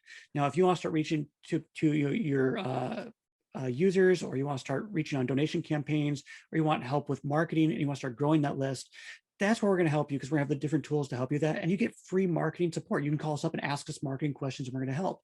But if you're not doing that, don't pay the $30 a month. Like, do it for free. And again, the marketing person nearly strangled me. And I'm pretty sure I saw an email go out about that, about why are we investing in this program? They're tempting people to use our competitors. But the next morning I received an email from the individual, and he said, I'm using Constant Contact. I just signed up for an account. He goes, I know I don't need it. I know I don't have to spend the money, but I appreciate the integrity of the company, and you're the type of company I want to partner with. And the last one that I threw out there is authenticity. Being yourself, again, not just acting with integrity and being honest with them about your product shortfalls or why one product might be better than the other, and then to make an informed decision. Obviously, we put a marketing spin on it, but we need, I'd rather have somebody use our competitor because we're not there yet and have a bad experience and come to us for a good experience because they trust us, than come to us and have us not meet their needs and go, man, Mike just completely lied to me. But then authenticity, be yourself. Be real with the community. Don't try to pretend to be someone you're not. Don't try to, speak technical jargon if you don't speak technical jargon. One question is, do I have to be technical being developer marketing, developer relations? No, there's a lot of people who are not, technical individuals. My community manager is not a technical person. She's not going to tell you what's wrong with your code, but she's authentic. She's empathetic. She acts with integrity, and she acts with creativity. So those would be the three things I'd say. Again, empathy, integrity, and authenticity. Awesome. Thank you so much for the informative talk. And that concludes everything. And thank you everyone for joining. And one last thing. So if folks wanted to connect with you on the internet, how do they find you? If they're not tired of listening to me talk already, several ways to connect. Feel free. I have a website at mikestowe.com. Yes, I'm a little bit vain, but my email is even worse. It's me@mikestowe.com. That's me@mikestowe.com. And of course, I'm on Twitter at Mike G as in George Stowe. So Mike G Stowe on Twitter. Awesome. Thank you. Thank you, everybody. And hopefully we will see you soon and enjoy the rest of their conference. And thank you, Zhenni. I appreciate being here.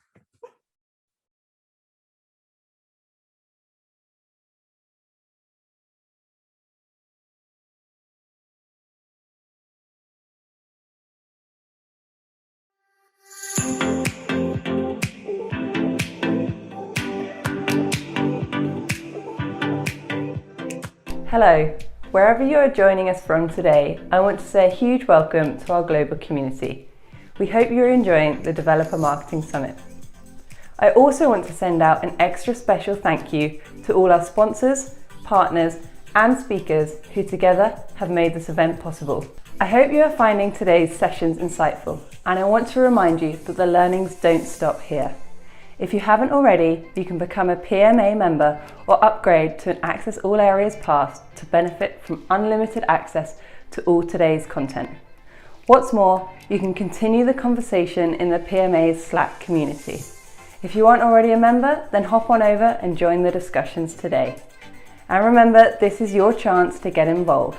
Please share your feedback and questions in the comment section for our speakers to answer. It really is that simple. Let's resume the sessions.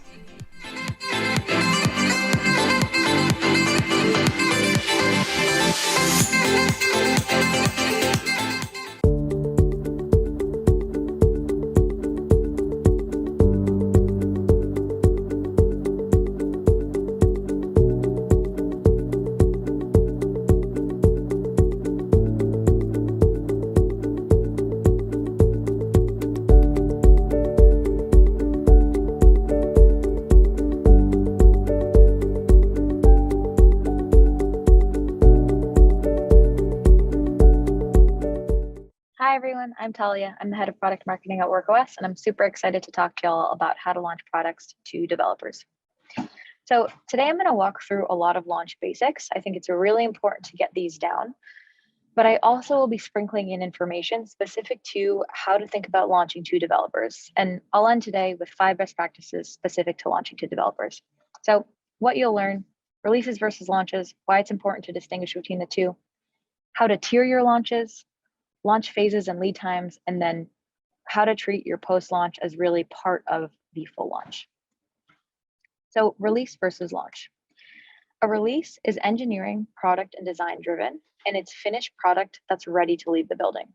I think it's especially important within developer tools to have this be its own distinguished thing, because you want to have really tight iteration cycles.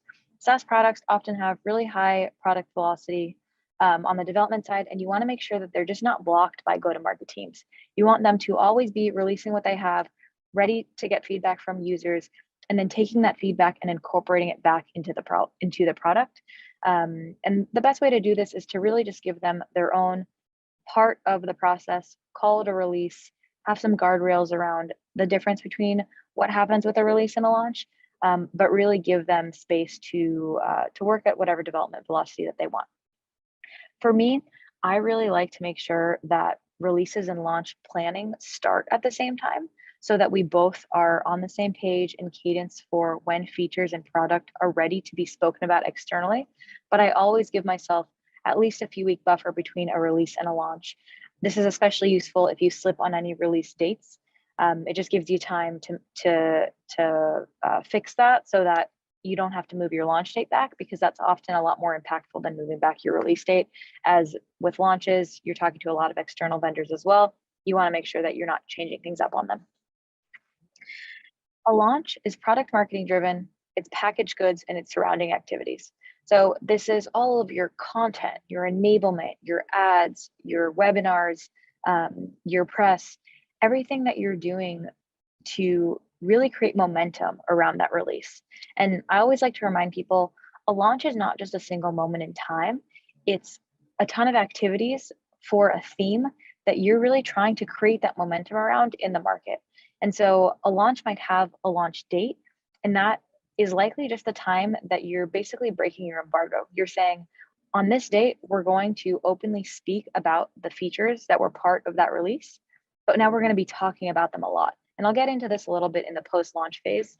But again, just remember, you're creating momentum for something. It's not just a date, and then after that date, no more activities are happening for that launch. And I find this especially important with things like developer tools, because there's a lot of very cool content that you can be creating after a launch to speak to how you built your products, show the value and change in workflow for those developers. So now let's get into tiering launches. And I like to use this diagram for this. I find it especially useful for folks who have never done a launch, and especially useful for those that are at early stage startups and working with folks who've never worked with product marketing. This has really been helpful for them. So everything always starts with a release. A release can either impact net new users or impact existing users. If it impacts net new users, most of the time, this means that it's going to be a tier 1 launch. So this means those top of funnel folks are going to be excited about this new innovation that you're putting out into the world, and you're going to want to treat it with the most amount of resources. It'll be the largest momentum. It can really be a big turning point for your company. Oftentimes, tier 1 launches can also be accompanied with really large website changes, maybe brand redesigns, things like that. If the release impacts existing users and it changes the user flow, then it's a tier 2 launch. And you can think about this as features that maybe your existing users have been asking about a ton, but you don't think that net new users would care about. That's a tier 2 launch. And those launches are also really impactful and can move the needle for your business. But maybe you treat them with a different type of momentum, different type of content that you create that doesn't necessarily need to speak to people who have never heard of your product before. If it changes the user flow, but it's not visible to the user, that's a tier 3 launch. It's maybe something you want to let your users know about, but you don't need to do a ton of enablement around or create a ton of content around, and you definitely don't need to staff it very heavily. And then if it changes the user flow, it's not visible to the user, it's likely just a release and you really don't need to support it on the go-to-market side. I think it's important to also identify features like this because you want to make sure that not every release is being accompanied by go-to-market resources, especially with early stage startups. You just don't have the time for that. So you want to make sure you know if a release is just going to be a release, you can acknowledge it, but you really don't need to be thinking about it. So launch phases. I really like to think about launch phases in 4 parts. I have my planning phase, my creation phase, my execution phase, and then post-launch, I have a phase dedicated specifically to that. And we start with planning. The goal here is really just to align all your stakeholders. It's time for you to get organized, make sure that you schedule any recurring meetings you need, you assign your launch objectives, you decide what type of existing materials need to be updated. Especially with developers, you want to look through all of your demo flows and make sure that any new features, even if they're small, are included there. You never know what will resonate with folks. You want to make sure you update any sales pitches, update any cross-functional calendars. I know I like to work with these, and then name your features. Very specifically on naming your features, I didn't get into this here, but I like to name the features early, and I also like to have code names for my launches, and that's to make sure that if you do change any naming for features, it doesn't impact the entire project. And it's also a way to make sure that you're rallying people around something and you're not creating blame if things go wrong. So what I mean by that is, so for my last company, I actually, I named all of our launches after Looney Tune characters. And so basically we had something like a Daffy Duck launch, Lola Bunny launch, and each launch had a set of features assigned to it. If one of those features slipped, it wasn't about blaming the team that created those features. It was just part of the Lola Bunny launch. One of the features shifted back timelines. And it was just a really great way to make sure that no one's getting blamed in the process, because inevitably things are going to go wrong, and that's totally fine. It's expected. It's also why you create buffer between releases and launches. For planning, you want to make sure that you have at least 4 to 6 weeks before your launch date. And this basically means your entire launch to the date of the launch will take 4 to 6 weeks. This timeline, I think, is kind of average for a tier 1 and tier 2 launch. For a tier 1 launch, though, I've also had launches that take an entire quarter. And that's if you're really like moving into a new space, you're doing maybe a full website relaunch, things like that require about a quarter's worth of work because you're doing a lot of research leading up to it. I also linked a helpful resource here. I actually worked with a company, Launch Notes. I use them to communicate about product launches, and we posted about the ultimate product launch plan. It actually includes the template that I use for product launches, and it can be really useful to you. The creation phase is really about all of your launch deliverables. So you're just creating content, data sheets, blog posts, landing pages, ad creative, anything email related.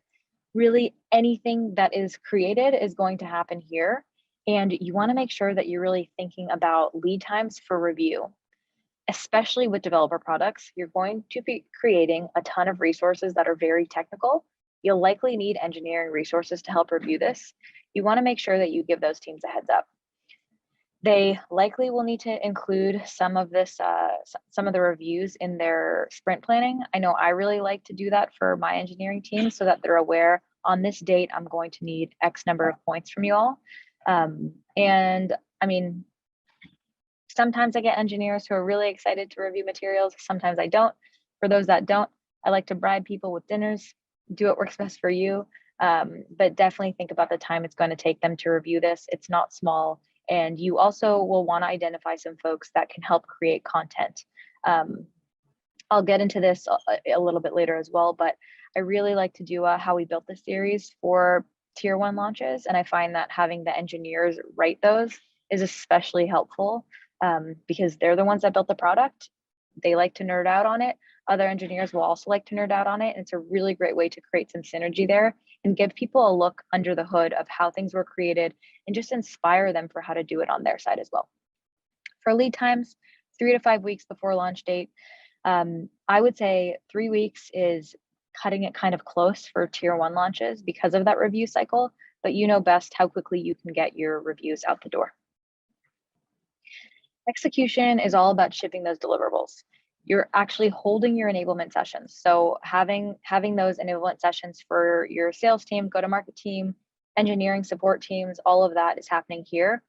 For me, I like to have enablement in the weeks leading up to a launch. So I basically have a session for every week before a tier 1 launch. This is to make sure that I'm not overloading teams with information. The execution piece is also when you're sending all of your internal communications. So basically shipping out all your resources to your internal teams and your external communications. And then also publishing any website changes. A lot of this can happen the week of the launch, but like I mentioned, for enablement, I like to have this in the weeks leading up. And specifically for developer tools, I like to include engineers in those enablement sessions to really speak through either a demo or the value that the product has for them. So what I really loved is having kind of Q&As with the engineers and have the sales team really ask them, how does this impact you? What are you most excited about? Where was the most friction for the product when you first used it? All of those things are really helpful so that your sales team can hear how engineers are speaking about the product. Post-launch, the response phase. I personally love this phase. I think it's the most overlooked. I've overlooked it in the past, so much so that I actually put together another post about this. I linked it here for you all to check out. But I have 5 best practices for you all when thinking about the post-launch phase. And again, this is important because a launch is not just a single moment in time. It's momentum for a theme, for value that you're creating for your users. And you want to really be thoughtful about how you approach this. So number 1, publish more content. Really think about how your product changed your users' lives for the better, how it compares to competition. And then, like I mentioned earlier, the How We Built It series. I think having a series of how we built this feature and really getting into architectural changes and decisions you made are really, really cool, especially for developers.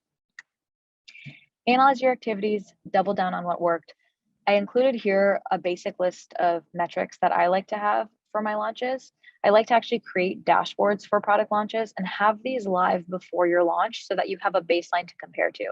This is especially helpful when you have other stakeholders who are basically saying, we just launched, what just happened? Tell me everything. You can point them to this dashboard, but remind them that the launch is not a single moment in time. You're not going to see a crazy spike in usage the day of the launch, but you should expect to see these numbers to grow over time in maybe the 4 to 8 weeks after your launch. If they're not, think about why. There's many ways to cut these metrics. And these are just some metrics that I like for myself. They're very general. There's definitely probably some that you can think about on the product usage side. And then every tool is different. Think about what's most important to your company. Look at feedback. Really ask yourself, did this launch trigger any Twitter or Hacker News dumpster fire? What happened? This can be negative, this can be positive, but think about why those things happened and how you can either capitalize on them or what you might need to change on the product side. You want to think about any media attention that you attracted but weren't expecting. Did your support channel blow up? So are people writing in basically saying, I don't know how to use this product, I need help with documentation here? Think about where there are breaks in that workflow and what people are asking about. And this is a really good time to connect with teams, and I'll get into that in a second as well. And then again, on the customer facing team side, are they getting inundated with questions? Like what's going on with them? What are customers asking about? Sit in on as many demos and pitches as you can to really understand how this product and feature are landing with the market, and really think through, especially on the developer side, what are people getting hung up on? Developers really like to focus on specific pieces of workflow, and they might ask you for specific features that you hadn't launched with this launch. Think about why. and really make sure that you're getting a holistic picture of what's going on. So this is where it can get a little bit contentious. I might be in a smaller group of people who believe that you can actually validate pricing post-launch and that you should validate pricing post-launch. What I mean by this, especially with SaaS products, you're basically trying to understand at what price point people are willing to pay for different tiers of a product. It's very difficult to get information on that exact price point if you have a small group of people who are testing your product. So what I like to do is basically publish pricing in tiers. So make sure that you have your models figured out, but validate the actual numbers for those price points during your launch. So just don't be scared to basically change the numbers that you publish on your website, but make sure that you keep the tiers the same. I say this is contentious because a lot of people think you shouldn't change pricing very often. Obviously, I don't think you should be changing the models for your pricing very often, but it's okay for you to change the numbers during the launch as long as you keep it to maybe 2 to 3 times a year. These are some discovery questions you can be asking yourself. I really like to think about how much friction there is with pricing and making sure that, especially with developer tools, developers have access to all the variables they require in order to put together a pricing proposal. So what I mean by this is that, especially with dev tools, you're often charging on data, and sometimes you need developers to be able to estimate the amount of data volume that is coming out of a product in order to understand how much it's going to cost them to use yours. And this can be a little bit difficult. So you want to make sure that your pricing is as easy to understand as possible. You're not recreating the wheel with pricing. Your pricing should really never be innovative. It should be something that just flows right through procurement teams. Nobody asks questions about it. It's really easy to understand. It doesn't require a developer to plug in numbers to understand pricing. Anyone should be able to do it. This last piece, equally as important as everything else, your teams likely looked like this the entire time they were working on a launch, and you want to make sure you take a moment to breathe, retro what happened, and actually celebrate your successes and your failures. Failures are also learning, and you should celebrate that. So for this, 3 things I really like to think about. Don't iterate too fast. I think it's really easy to get bogged down in making quick changes, especially when you're looking at metrics and you've got the pressure of external teams saying, why isn't this making the impact that we need? You want to remind them that it takes time for changes to take effect. And you do want to be aware of those changes, and you want to make thoughtful decisions and react to those changes, but you don't need to iterate on everything, and you don't need to act super quickly. Have retros. I would recommend splitting this into a few meetings, especially with the number of people that are involved in launches. You want to make sure that each group of people really have time to give you the feedback and so that you can organize around it. And then do something special for all those teams. I know for me, I like to give people gift cards for dinners. I send them special care packages. I really make sure that everyone feels like they're an important part of the launch and know that they should take time to relax as well. So now let's get into 5 best practices when launching to developers. This is not a comprehensive list. I'll go into these pretty briefly, but I want to make sure that everyone just has an idea of how to think specifically about developers in addition to what I mentioned throughout this presentation. So skip the press release. Obviously, press releases can be very helpful in creating momentum, especially around a business, but for the developer audience, they often don't move the needle. And that's because press releases are really focused on what value you've created around a business. And they can include some like more marketing jargon speak. So maybe if you can't skip the press release, just don't spend too much time on this. It won't be important for the developer audience, but it might help you create press for the business. Invest in high fidelity demos. This is super, super important. I think, especially for developers, they like to see what it is that they're actually using. And especially if you're releasing any features that are maybe in beta or you're doing any marketing ahead, having high fidelity demos that show developers exactly how the product is used and it's really sleek can go a really long way. Precision matters. This one, I think a lot of GTM teams can get hung up on, especially if you don't have more technical folks on your go-to-market teams. But you want to make sure that you're speaking the language of your developers, especially thinking through all the nuances in the different types of developer tools. So if you're working for fintech or you're working for observability, there's different ways that you are speaking to developers even within those groups. And you want to make sure that you understand their language and that you're writing about it in that way. And that's why, especially for that creation phase of the launch, when you're creating content, you want to make sure that you have lead times and have your developers editing those to make sure that your language is accurate for the group you're speaking to. This fourth one, I think, is important for even just growing a developer business, and it's creating a self-serve opportunity for really everything that you do. So what I mean by this is you want to make sure that developers have the opportunity to self-serve from website to trying out your product. There's no blockers. They don't necessarily have to speak to a sales team. They're just able to try your product and see what it's like. And I think this goes a really long way with folks, especially if they're really quickly trying to just figure something out. So let's say one day they run into a problem. They say, I need a product for this. They Google how to solve for XYZ. They get to your website. They maybe read some docs. They sign up. They're able to really quickly trial the product and see, okay, this could really solve my use case. If you can't self-serve for everything, maybe you don't have the engineering capabilities to do this or the resources to do this, you can think about creating a sandbox environment that people can play in. That can also be really helpful. And then the fifth one, plug into their ecosystem. You can think about how to partner with other products that they're using. And this can be especially useful when you're kind of repackaging features. Think about how to maybe get some distribution across partners. Think about where in your developer's ecosystem this new feature set is going to sit in and make it really clear to them. So when you're creating content, talk about how this new feature set will actually work really well with this existing workflow that they're using, and talk about those other products, even if you're not partnering with them. So these are 5 things that I really like to think about. There's a long list of things that you can really be thoughtful about when marketing to developers, but these 5 things can really help you just focus those resources. So I spoke about a lot of things today. I hope they were really helpful for you all. I really love hearing from people, especially those working in developer tools, about what's working for them and if my resources were helpful to you all. So feel free to connect with me. This is my email. Drop me any questions. And I was really excited to be here and chatting with you all today. So thanks for your time and hope this helped.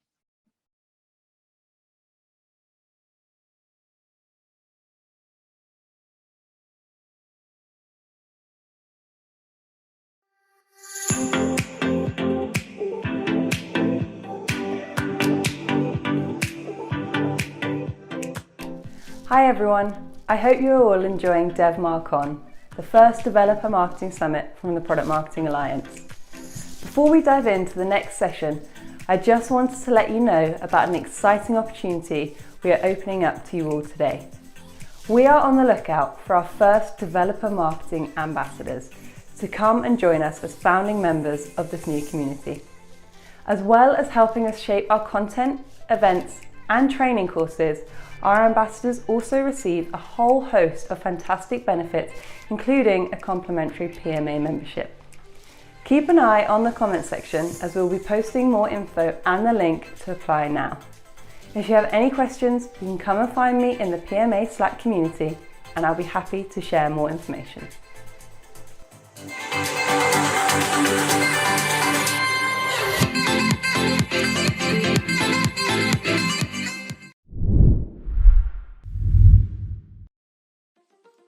Ready to take your product marketing skills to the next level? Want to develop your expertise, enhance your career prospects? Well, join over 3,000 product marketers who are already certified. Product Marketing Core is PMA's official certification program covering the fundamentals of product marketing. Spanning 11 modules and 68 chapters, the course includes over 10 hours of content, drilling down into key areas like research, pricing, OKRs, and much, much more. We've created not 1, not 2, but 3 versions of the course to ensure there's an option to suit your requirements. First up, let's check out our on-demand option. We've collaborated with positioning expert April Dunford to make this a course you won't want to miss out on. Senior level product marketers from the likes of Salesforce, HubSpot, Google, and Facebook have vetted, tested, and approved the syllabus so you can be sure you're in good hands. Plus, with tuition from experts plying their trade at globally recognized brands such as Adobe, IBM, and LinkedIn, you'll be hard-pressed to find a course this comprehensive or this thorough anywhere else. If you're looking for a more interactive experience, enroll in our live and online course. Step into the virtual classroom and join a PMA expert in residence who'll guide you through the syllabus and be on hand to answer any questions that you may have. Get certified in 4 weeks with our part-time course, or do it all in one day with our one-day option. The choice is yours. Whichever you go for, Product Marketing Core ticks all the boxes. Whether you're new to the industry or a seasoned product marketer, B2B or B2C, physical or SaaS. By the time you wrap up the final exam, you'll have the knowledge and tools you need to effectively and successfully attract and retain more customers. You'll also have a whole host of exclusive templates in your back pocket, as well as access to live weekly workshops and optional coursework to consolidate your know-how. And finally, with Product Marketing Core Teams, you can level up your team's product marketing efforts and get everyone within your function certified through our industry-leading, fully comprehensive course. In the words of now certified PMMs, this course is invaluable and everything a product marketer needs. So head to productmarketingalliance.com to secure your spot and get certified.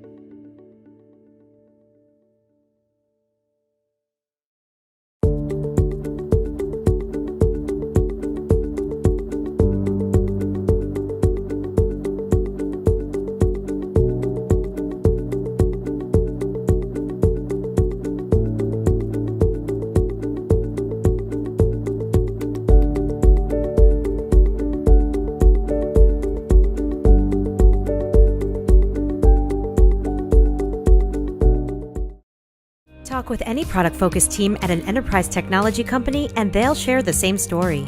They know they need a vibrant user community to spur product adoption and growth. But what they don't know is the best way to build, manage, and grow one. How do they connect with current and prospective users at scale? Do they build their own community? Do they join existing communities? There's an easier way.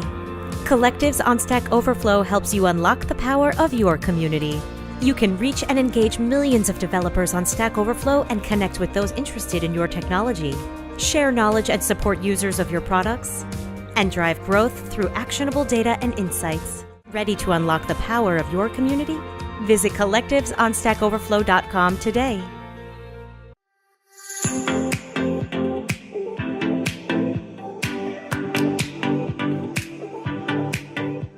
Hi everyone, and a very warm welcome to DevMarkon, the first developer marketing summit from the PMA. Thank you so much for tuning in today. We hope you enjoy the sessions that we have lined up for you. With expert presentations, specialist fireside chats, and deep dive panel discussions on the agenda, suffice to say, you're in for a treat. Just before we jump in, I want to take a moment to thank everyone who's played a part in making this event possible. Our sponsors, partners, speakers, and of course you, the Product Marketing Alliance community. You can engage with all our speakers and their sessions today by posting your questions in the comments section of the broadcast, or you can reach out to them in the Developer Marketing channel in our Slack community. Remember, you can also catch up with all the day's content on demand, plus a whole host of other amazing benefits by becoming a PMA member. But for now, it gives me great pleasure to introduce our next session.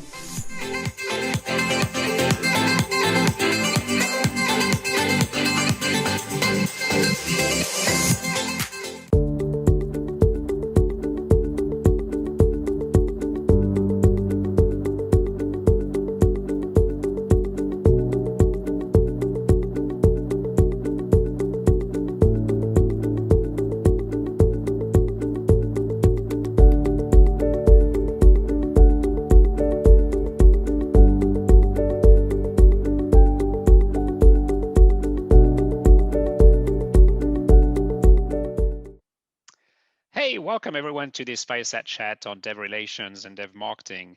Today, we're going to discuss how these two critical functions differ but also complement each other with Micky Teng, who heads product marketing at Magic. I'm your host, Bertrand, and without any further ado, Micky, why don't you tell us a little bit more about yourself? Absolutely. Thank you so much. All right. So I'm excited to tell you a little bit more about myself, my background, and a little bit about Magic to kick things off. My background spans multiple different disciplines within marketing, and eventually, like so many of us in the PMA community, I fell in love with product marketing. And so really got to dive in a little bit more on developer side at Envision and Magic, where I'm currently at. I lead product marketing and growth, and Magic is a startup that's transforming the digital identity space. And we're focused on making it super simple for developers to add passwordless authentication into their apps. I'm excited to dive in more on this topic. Awesome. Well, Micky, let's dive into it. So what I think would be great for our audience is if you could speak first to the differences, but also similarities between the developer relations and dev marketing functions. Yes, it's a great question. So to kick off, let me show you a quick visual to bring this to life. So first, what is DevRel? I like to think of it as developer relations as representing the voice of the developer community. And so at its core, developer relations is about building positive relationships built into the name and helping communities of developers become successful. And so I'll emphasize the word relationship because of how important trust and empathy come into play when engaging with these technical communities. And so one way to think about it is really DevRel focuses on having a pulse on the community. And then on the other side, you have developer marketing. Dev marketing is representing the voice of the brand and or product to best support the community. And so if you take a step back in the developer market, you actually have to have a great product. That's P1. But then how do you get the developer community to understand it's a great product? How do you get them to actually try it? How do you get them to actually think about it in the right way? And I see that as the summary of developer marketing. So in practice, I have here in the visual kind of some of the activities that both functions distinctly cover. But when it comes down to each company, it can look very different from company to company, especially the day-to-day. So depending on the needs and goals of the company, it can really vary. But at the end of the day, community is really at the center of both functions. So in this visual, you see developer relations and developer marketing really complement each other. And so the closer collaboration is between the two, the more in turn you're supporting the developer community, which is the ultimate goal. I actually love that visual. I actually think that's something I might even copy. But anyway, I think it's great, and I think you hit the nail when you talk about like really like the community of developers are at the center, right? Now, here is an interesting challenge: is obviously you've got two functions who are basically supporting or trying to target like a similar audience. So how do they divide responsibilities between the two functions, and where is the overlap? Because there needs to be some overlaps probably somewhere. Yeah, 100%. So in my experience, the overlap is around the community. So in that visual, there was actually two areas that were repeated in both of the functions, and that's developer experience. So both DevRel and DevMarketing empathize with developers' pain points, firstly. They translate that empathy and then actually become helpful, right? So whether that's proposing a solution via content, creating a guide, documentation, they have to show the concrete steps for how to build something. Utility is at the heart of all of that. And then ultimately, it's that shared objective of driving growth for the company. And so there's this quote I love from Stephen O'Grady's book, The New Kingmakers. I don't know if you've read it, I highly recommend.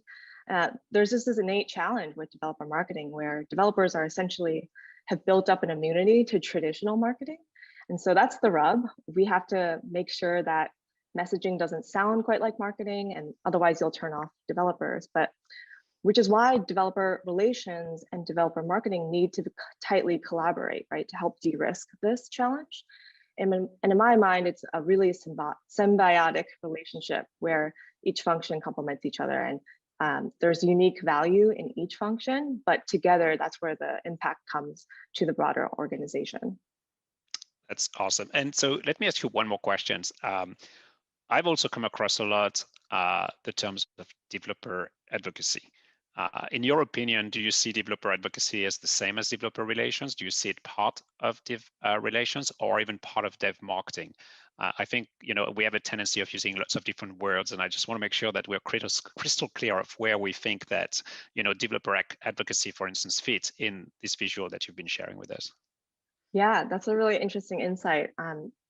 The terms are always somewhat interchangeable in the industry, and so based on my experience at Envision and Magic, developer relations is not just the same name for developer advocates.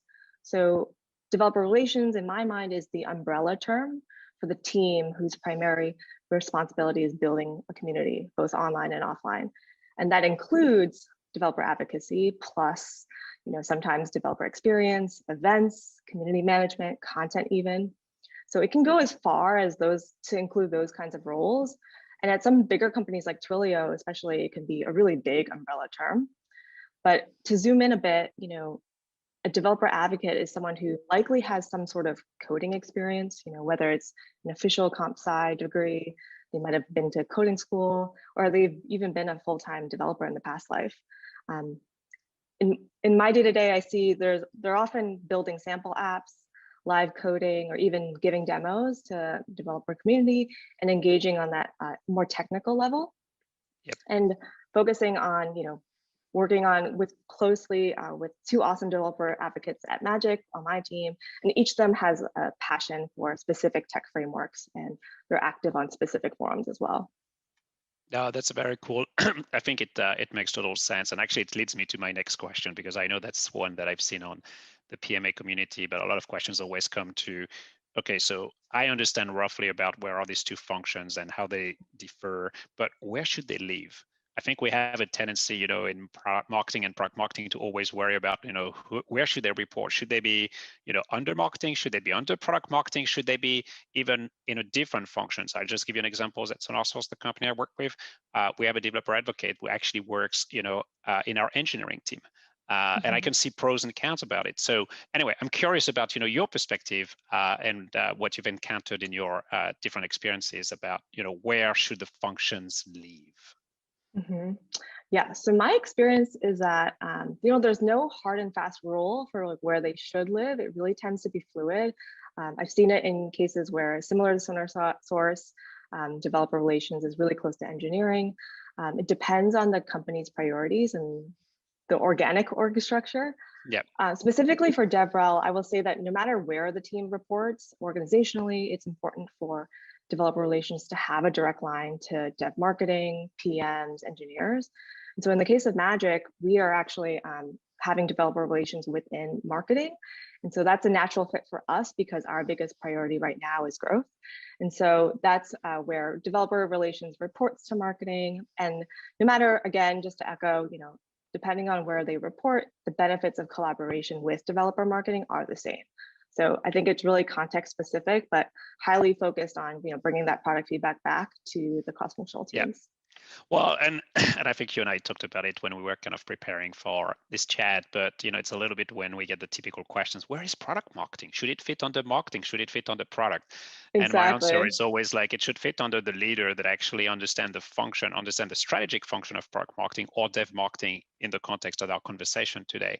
And ultimately, it's making sure that wherever it fits, and wherever it lives, it matters more about, what ultimately, we deliver as an organization. So I think we agreed on this one. Another question that you and I were just having, and we were talking about, it's like, when is the right time to start, a dev relations or DevRel functions? And is it like before dev marketing, which in this case, we're kind of talking about product marketing.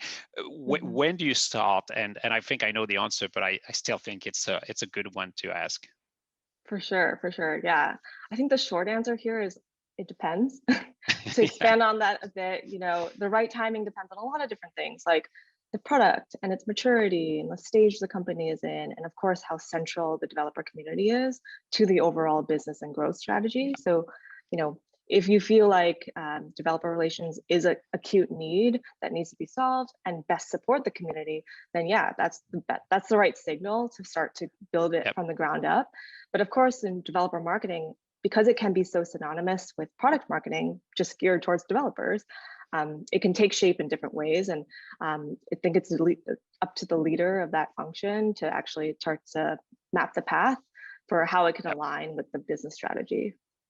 Makes total sense. Okay, so we've talked a little bit at the different responsibilities between dev relations and dev marketing. We've talked a little bit about, where maybe you should think about it when it comes to where it should sit. Let's talk about how now these two functions, can work collaboratively. Any insights? I think that's the core of what we discussed. It's like, how can they work together, and what's the best practice for them to work together? Because I can also see where potentially there could be some conflicts. So I'm curious about your take on this one. Yeah, I think for sure they can work together. I mean, it's absolutely both. It's not an either or, whether it's DevRel versus dev marketing.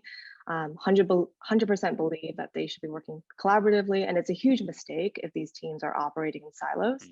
So when it comes to things like OKRs, I think the more you can share those OKRs around functions and ironing out kind of the brass tacks for how this comes to life, process-wise or ops-wise, we adapt a process called Shape Up, which is what Basecamp uses, and they're really quick fire cycles. It's 4 weeks on and 2 weeks of a cool down, which really helps us see the sprint as much shorter and quick turn, and we can experiment together and rapidly iterate around those wins that we see and share those learnings back to the company.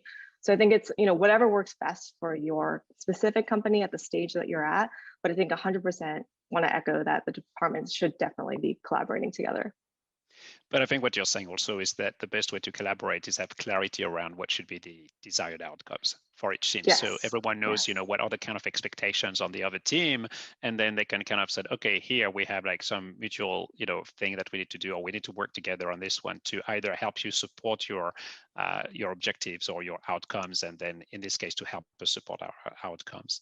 That makes total sense. And another thing, I know we have a short time today, but people love to ask, about like, are there any tools or software that actually you would recommend that would help to scale, but maybe most importantly, measure the impact that both functions are having? I think it's one thing about making sure we can measure the impact and do it right, because at the end of it, especially I think in a dev world where, you know, data is so important. I think it's something that we as product marketers, dev marketers, however we want to call ourselves, you know, need to live by. So I'm just curious if any kind of like tools that you might have used before. Yeah, so I think for the first thing that comes to mind is a tool called Orbit. So we use that at Magic. It's really helpful one-stop shop to see a holistic view of all the metrics that you'd look at for community building and growth.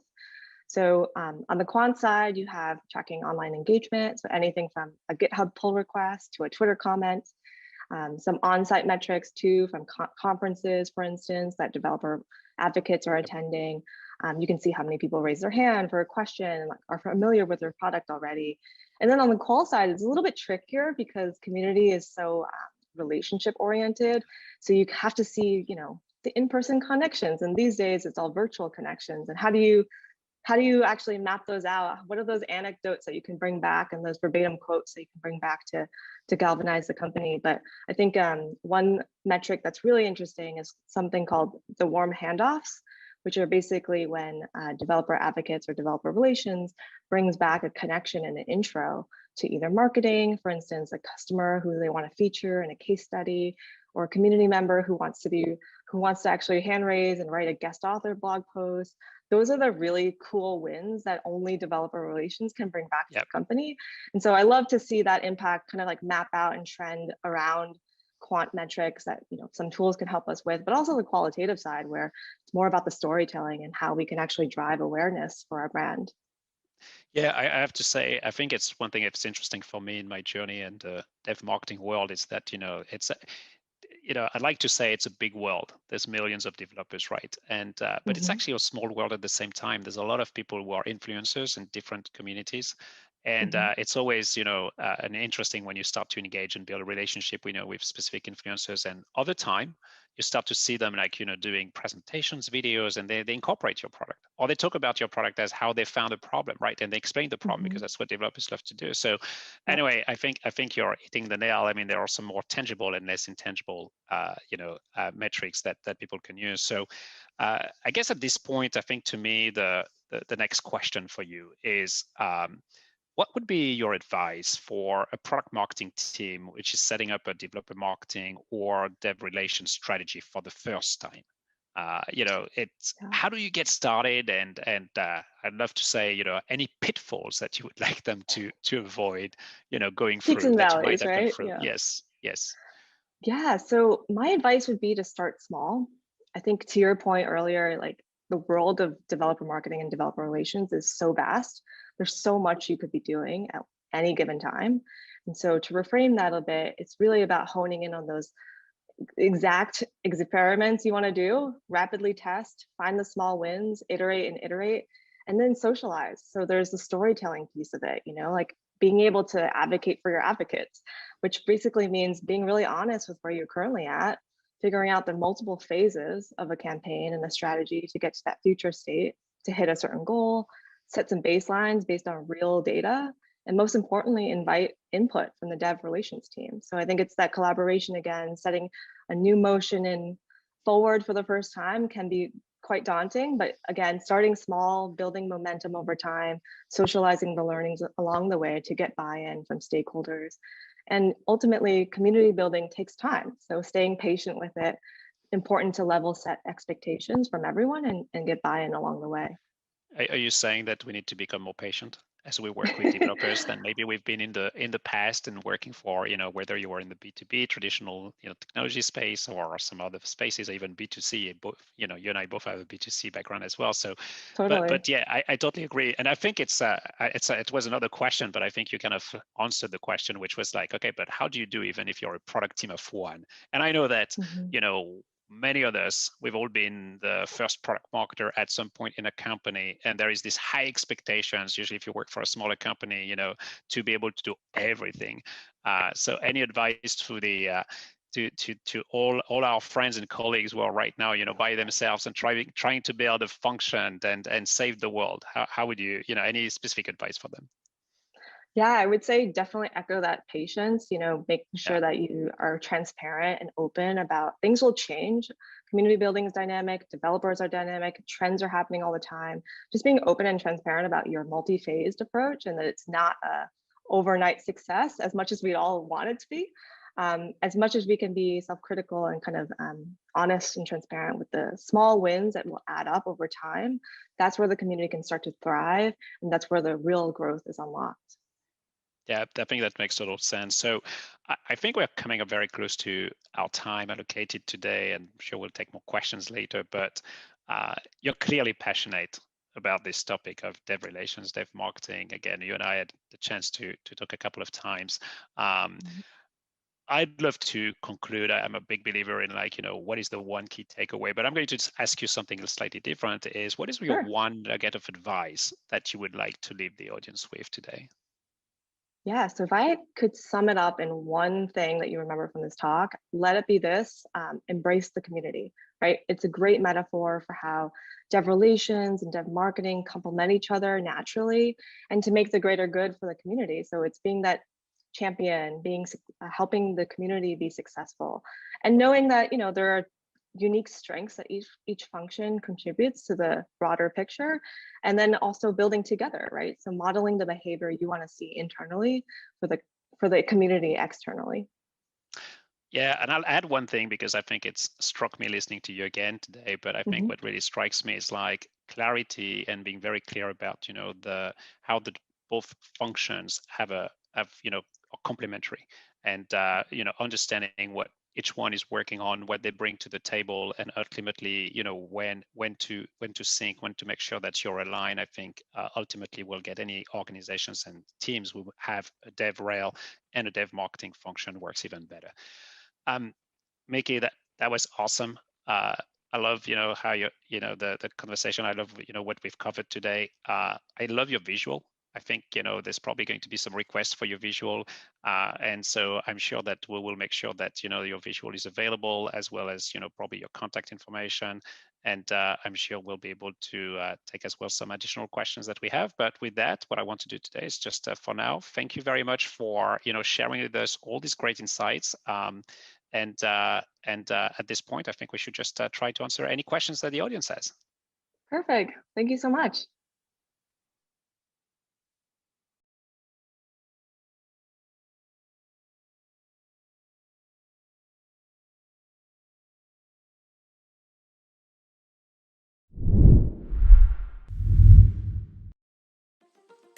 Ready to take your product marketing skills to the next level? Want to develop your expertise, enhance your career prospects? Well, join over 3,000 product marketers who are already certified. Product Marketing Core is PMA's official certification program covering the fundamentals of product marketing.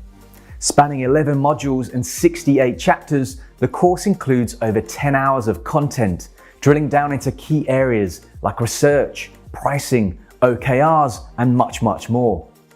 We've created not one, not two, but 3 versions of the course to ensure there's an option to suit your requirements. First up, let's check out our on-demand option.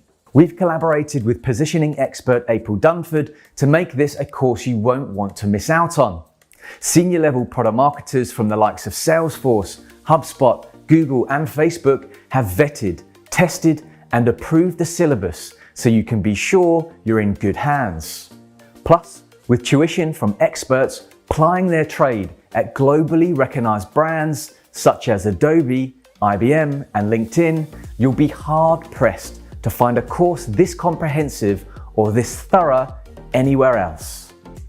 If you're looking for a more interactive experience, enroll in our live and online course, step into the virtual classroom, and join a PMA expert in residence who'll guide you through the syllabus and be on hand to answer any questions that you may have.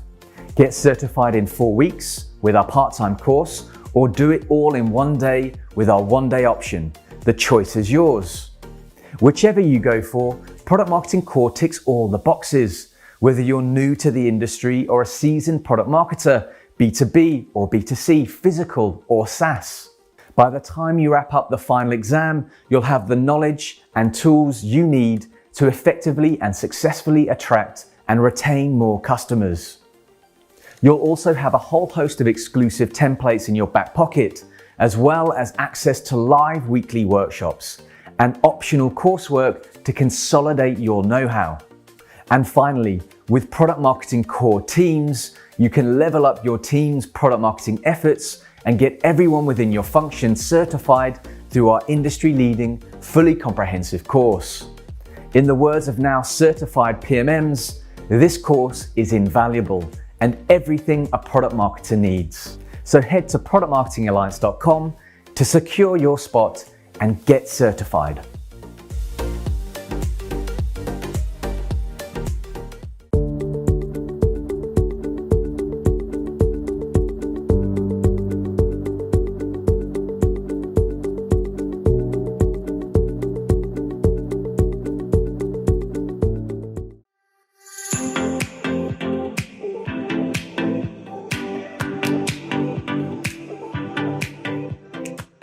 Welcome back to DevMarkon, the first developer marketing summit from the Product Marketing Alliance. I hope you're enjoying the content so far. I want to thank you all for joining us and send out an extra special thank you to all our sponsors, partners, and participants who together have made this event possible. Their sessions are bursting with insights to help you level up. But remember, the learning doesn't stop here. If you haven't already, you can become a PMA member and benefit from unlimited access to all today's content, along with a whole host of other exclusive content and tools. Or simply upgrade to an Access All Areas pass to catch up with all session recordings on demand. And remember, have your questions at the ready. Simply post them in the comments section and get awesome advice from our experts. We've got another awesome session lined up for you now, so sit back, relax, and enjoy the talk.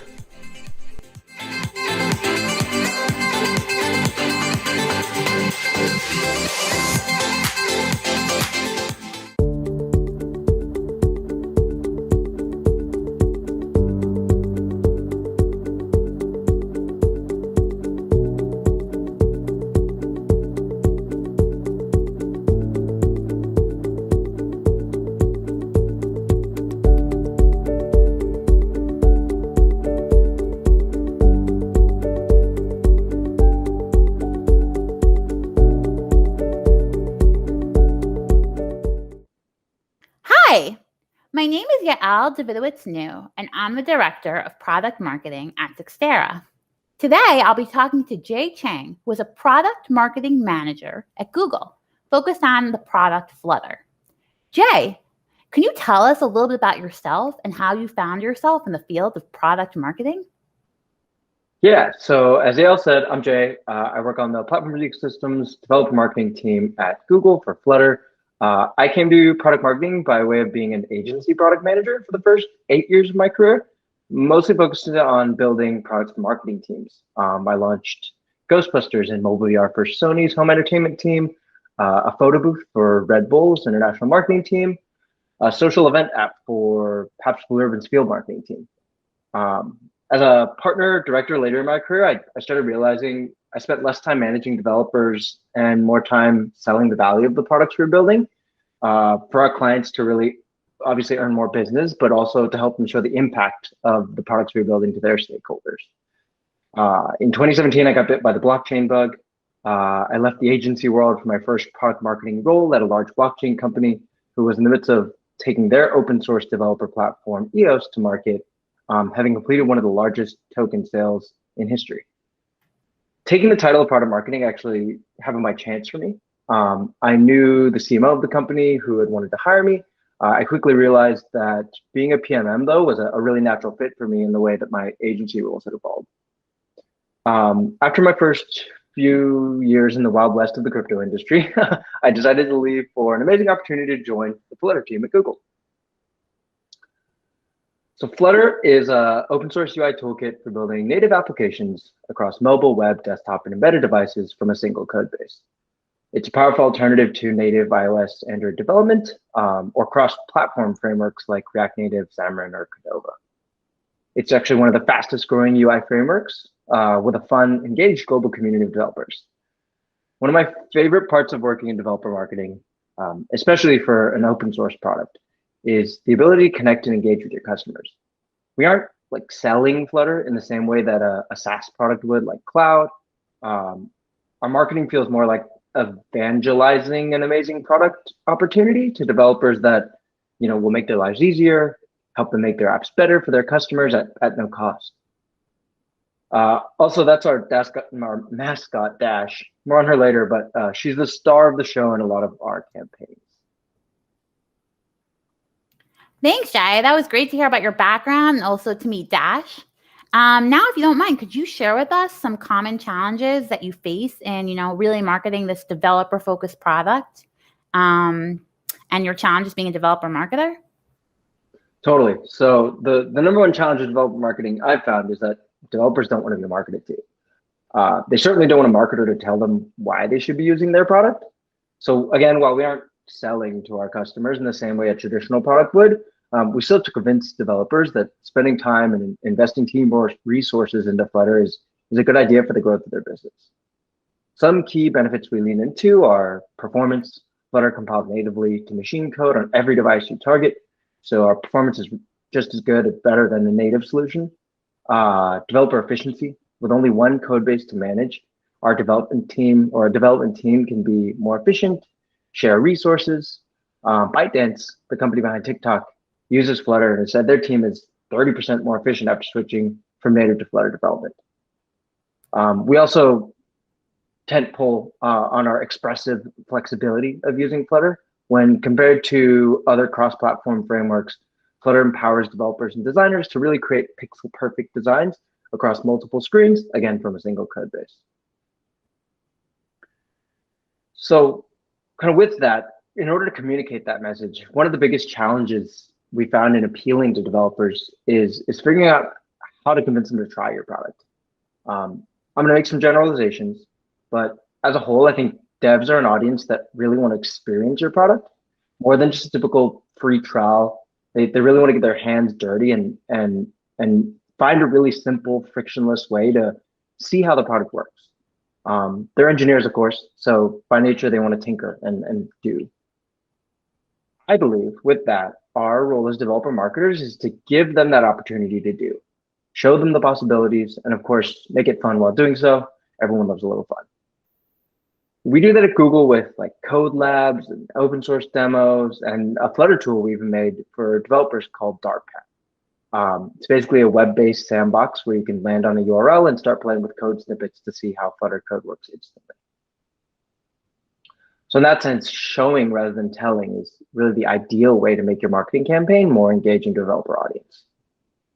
When I first started building communities in open source developer marketing, I kind of struggled to figure out how I could take this simple concept and show users how our framework was faster, more featured, fit for various use cases. You can create videos, one-sheets, case studies, landing pages, etc. Obviously, all great and necessary marketing tools. They kind of leave the developer one step away from actually putting their hands in their keyboard and giving your product a try. Wow, that's really interesting. That's really tells us a lot about how you would reach, a developer audience without actually them realizing that you're marketing to them at all. And that's so awesome that you were able to really create fun for them and get them excited. And so tell me a little bit more, I guess, about how launching, this viral product demo really helps you to really achieve your objectives. Yeah, so at Google, our marketing team's philosophy is know the user, know the magic, and connect the two. Product marketers especially, I think, need to be able to understand their audience, especially developer product marketers, know the capabilities, the technical capabilities of their product, and really find good ways to deliver that message. So for developers, again, I find the best way to connect the user with the magic is to give them something to really dig in to experience that magic. Show them the magic of how your product works, how it can solve their needs, what possibilities it opens up for them to build for their users. Creating product demos, highlighting features of your product you're focused on in your narrative, it is a great way to cross that barrier from marketing into something that users can really experience what your product has to offer. A demo is a low barrier to entry and honestly more fun way to see what Flutter has to offer. It can be more engaging than watching a video. It proves to the developer that with your product, it proves to your developer what's possible with your product, giving them like a real world example they can try. Marketing activities like a demo tend to help answer the what and why questions of adoption before a developer really starts to get into the how of execution. Documentation obviously picks up there, and really start to use the product in their own. To be honest, this isn't really a novel concept. DevRel and product marketers or product managers have always built demos to show the capabilities of their products. Our documentation is full of demos for basic functionalities that are practical and useful for developers learning Flutter. However, I believe that product marketers have a unique perspective to bring to building demos that can make them more engaging and help expand your narrative's reach. This year, I worked with our DevRel and PM teams to launch 2 demos that did just that. One, provide a best-in-class example of Flutter's capabilities, and 2, do so in a fun and engaging way that encourages developers to really share your message and become evangelists for your product. The extra attention you spend on making a demo and encouraging developers to tell their friends about your product will pay massive dividends. No one can really convince a developer to use your product or that it's worth their time better than another developer they trust. So for this year's Google I/O, 2 major themes of Flutter were the stability of Flutter's web support and telling a better together story of how Flutter really works well with a variety of Google products like Google Cloud Services and Firebase. Together with our DevRel and product teams, obviously we gave presentations, we had workshops, we built code labs, where all these features were discussed in depth and really showed their impact to Flutter developers. But because I/O was virtual this year, we pushed for global inclusivity and ways we could bring the experience of I/O to developers around the world. Teams were all looking for ways for how attendees could really experience I/O from home. Without an in-person event in Mountain View, an I/O statue to go see, and friends around you to experience the event with, I/O really just may not have felt the same. All right, so let me show you how it works. This is the photo booth. Users were directed to photobooth.flutter.dev. You can go there and try it out yourself too. They click Get Started. Camera pops up. You can add your favorite developer mascots like our friend Dash or the Dino from Chrome. You take your picture. Wow, I love it. That's so fun. Awesome. And then you can add props. Let's add the I/O from Google I/O. Let's add a pair of sunglasses. Who doesn't like sunglasses? Make it bigger, rotate them. Oh, that's a little crooked. Bang. Let's see the photo. Yes. And then after you get the photo, you can share it with the community, learn more about Flutter and Firebase, or dig right into the open source code.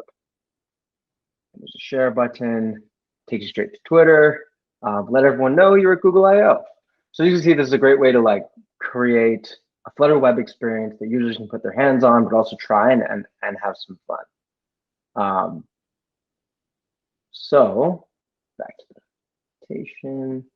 It was a lighthearted way to bring Google I/O to attendees at home. Obviously, one of my favorite parts of being at any event, a wedding, a conference, a birthday party, is taking selfies. Who doesn't love a good selfie? Yeah. Oh, wow. This looks really fun. I'm going to have to try it after this presentation. I totally Wow, messed I up. love that. I love the selfie. I love taking selfies as well. That's so much fun. And it's great how you kind of were able to, even this year when it was so hard, kind of bring a human and fun element to a virtual event. So yeah, I think that's awesome. But it always matters the ROI, the results. What kind of results did you see from this campaign? Yeah, so obviously as marketers, we have to keep our eye on the end goal. In any campaign we're executing for Flutter, our primary target goal is to increase awareness and obviously convert users to try Flutter. We track MAU, SDK downloads, and publish Flutter apps as some of our key metrics. Typically, developer marketing's responsibility in the funnel is to optimize for awareness, where DevRel and product pick up the conversion and retention side of the funnel. So yeah, as I said, marketing's goal really is to answer the what and sort of why questions on the largest stage to drive awareness to the product and what its capabilities are. So not only was this a great way to show developers Flutter's capabilities on web with features like camera integration and dynamically rendering social pages for sharing and Firebase hosting. For marketing, every user that took a picture and shared it helped expand our reach. Our key messages and narrative was shared wider and drove new users to a Flutter experience on web. The week of I/O, thousands of developers took selfies with the developer mascots like Flutter's Dash, Android, Firebase's Sparky, and the Chrome Dino, sharing them on social, generating 30 million impressions of #IO photo booth on Twitter that week, obviously translating to a lot of eyeballs on Flutter's web performance in action. Not only that, feedback from developers was overwhelmingly positive, not only because it was fun and they were taking selfies while at the event, but they were able to really dig into the code, see a stellar example of Flutter's web capabilities, use the project as reference for things that they were hoping to do in their own apps. One of my favorite comments is from Miguel, the founder of Xamarin, another cross-platform framework, where he was impressed by what Flutter's web support could do. Using your own product like dog fooding to meet your business goals on such a large stage while showing off its capabilities is really an effective means to tell your story and show developers the benefits of your product in an undeniable way. Wow. Okay. That's awesome. What about though for someone that's maybe a little bit less technical, who might not know how to create product demo? Yeah, of course, as marketers, like making a demo isn't always at our disposal, and not everyone has the technical capabilities in-house to do so. But I don't think that means you can't find ways to leverage demos in your marketing campaigns. Two ways that we do at Google is hiring an agency, take some of that budget that you'd spend on making a video, buying ads, and allocate it to an agency or your DevRel team to assist in creating this demo. It may seem like the obvious answer, but step out of your comfort zone for a minute and try and build a demo instead of just doing another ad campaign. Additionally, you don't have to own the demo or build the entire thing yourself. I'm sure your product team is already building demos or samples in some way. Try to take an active role in the creation of those demos and suggest ways that your team, or suggest your team ways that you can make developers advocates of the demos and put a marketing spin on them for your product to really expand, for your product demo to really expand your narrative's reach. In our case, the exponential eyeballs on the product was well worth the additional stakeholder management, time, budget, all these things that you need to pull off something like a product demo. So in summary, I guess from my experience, the key to successful developer marketing is really to find ways to show your users the magic. Showing is so much more powerful than telling for a developer audience who's, again, often best convinced by experiencing what they can build with your product and seeing how it can impact their users. Next time your CMO tells you have X dollars to spend on a campaign, consider building an engaging experience for users to show the magic, empower them to be advocates of your product, and share your product message to their communities. Thanks. That's Dash again. More on her at flutter.dev/dash. She is oftentimes the star of the show for our campaigns. Developers, again, love a little fun. Who doesn't love a cute bluebird mascot?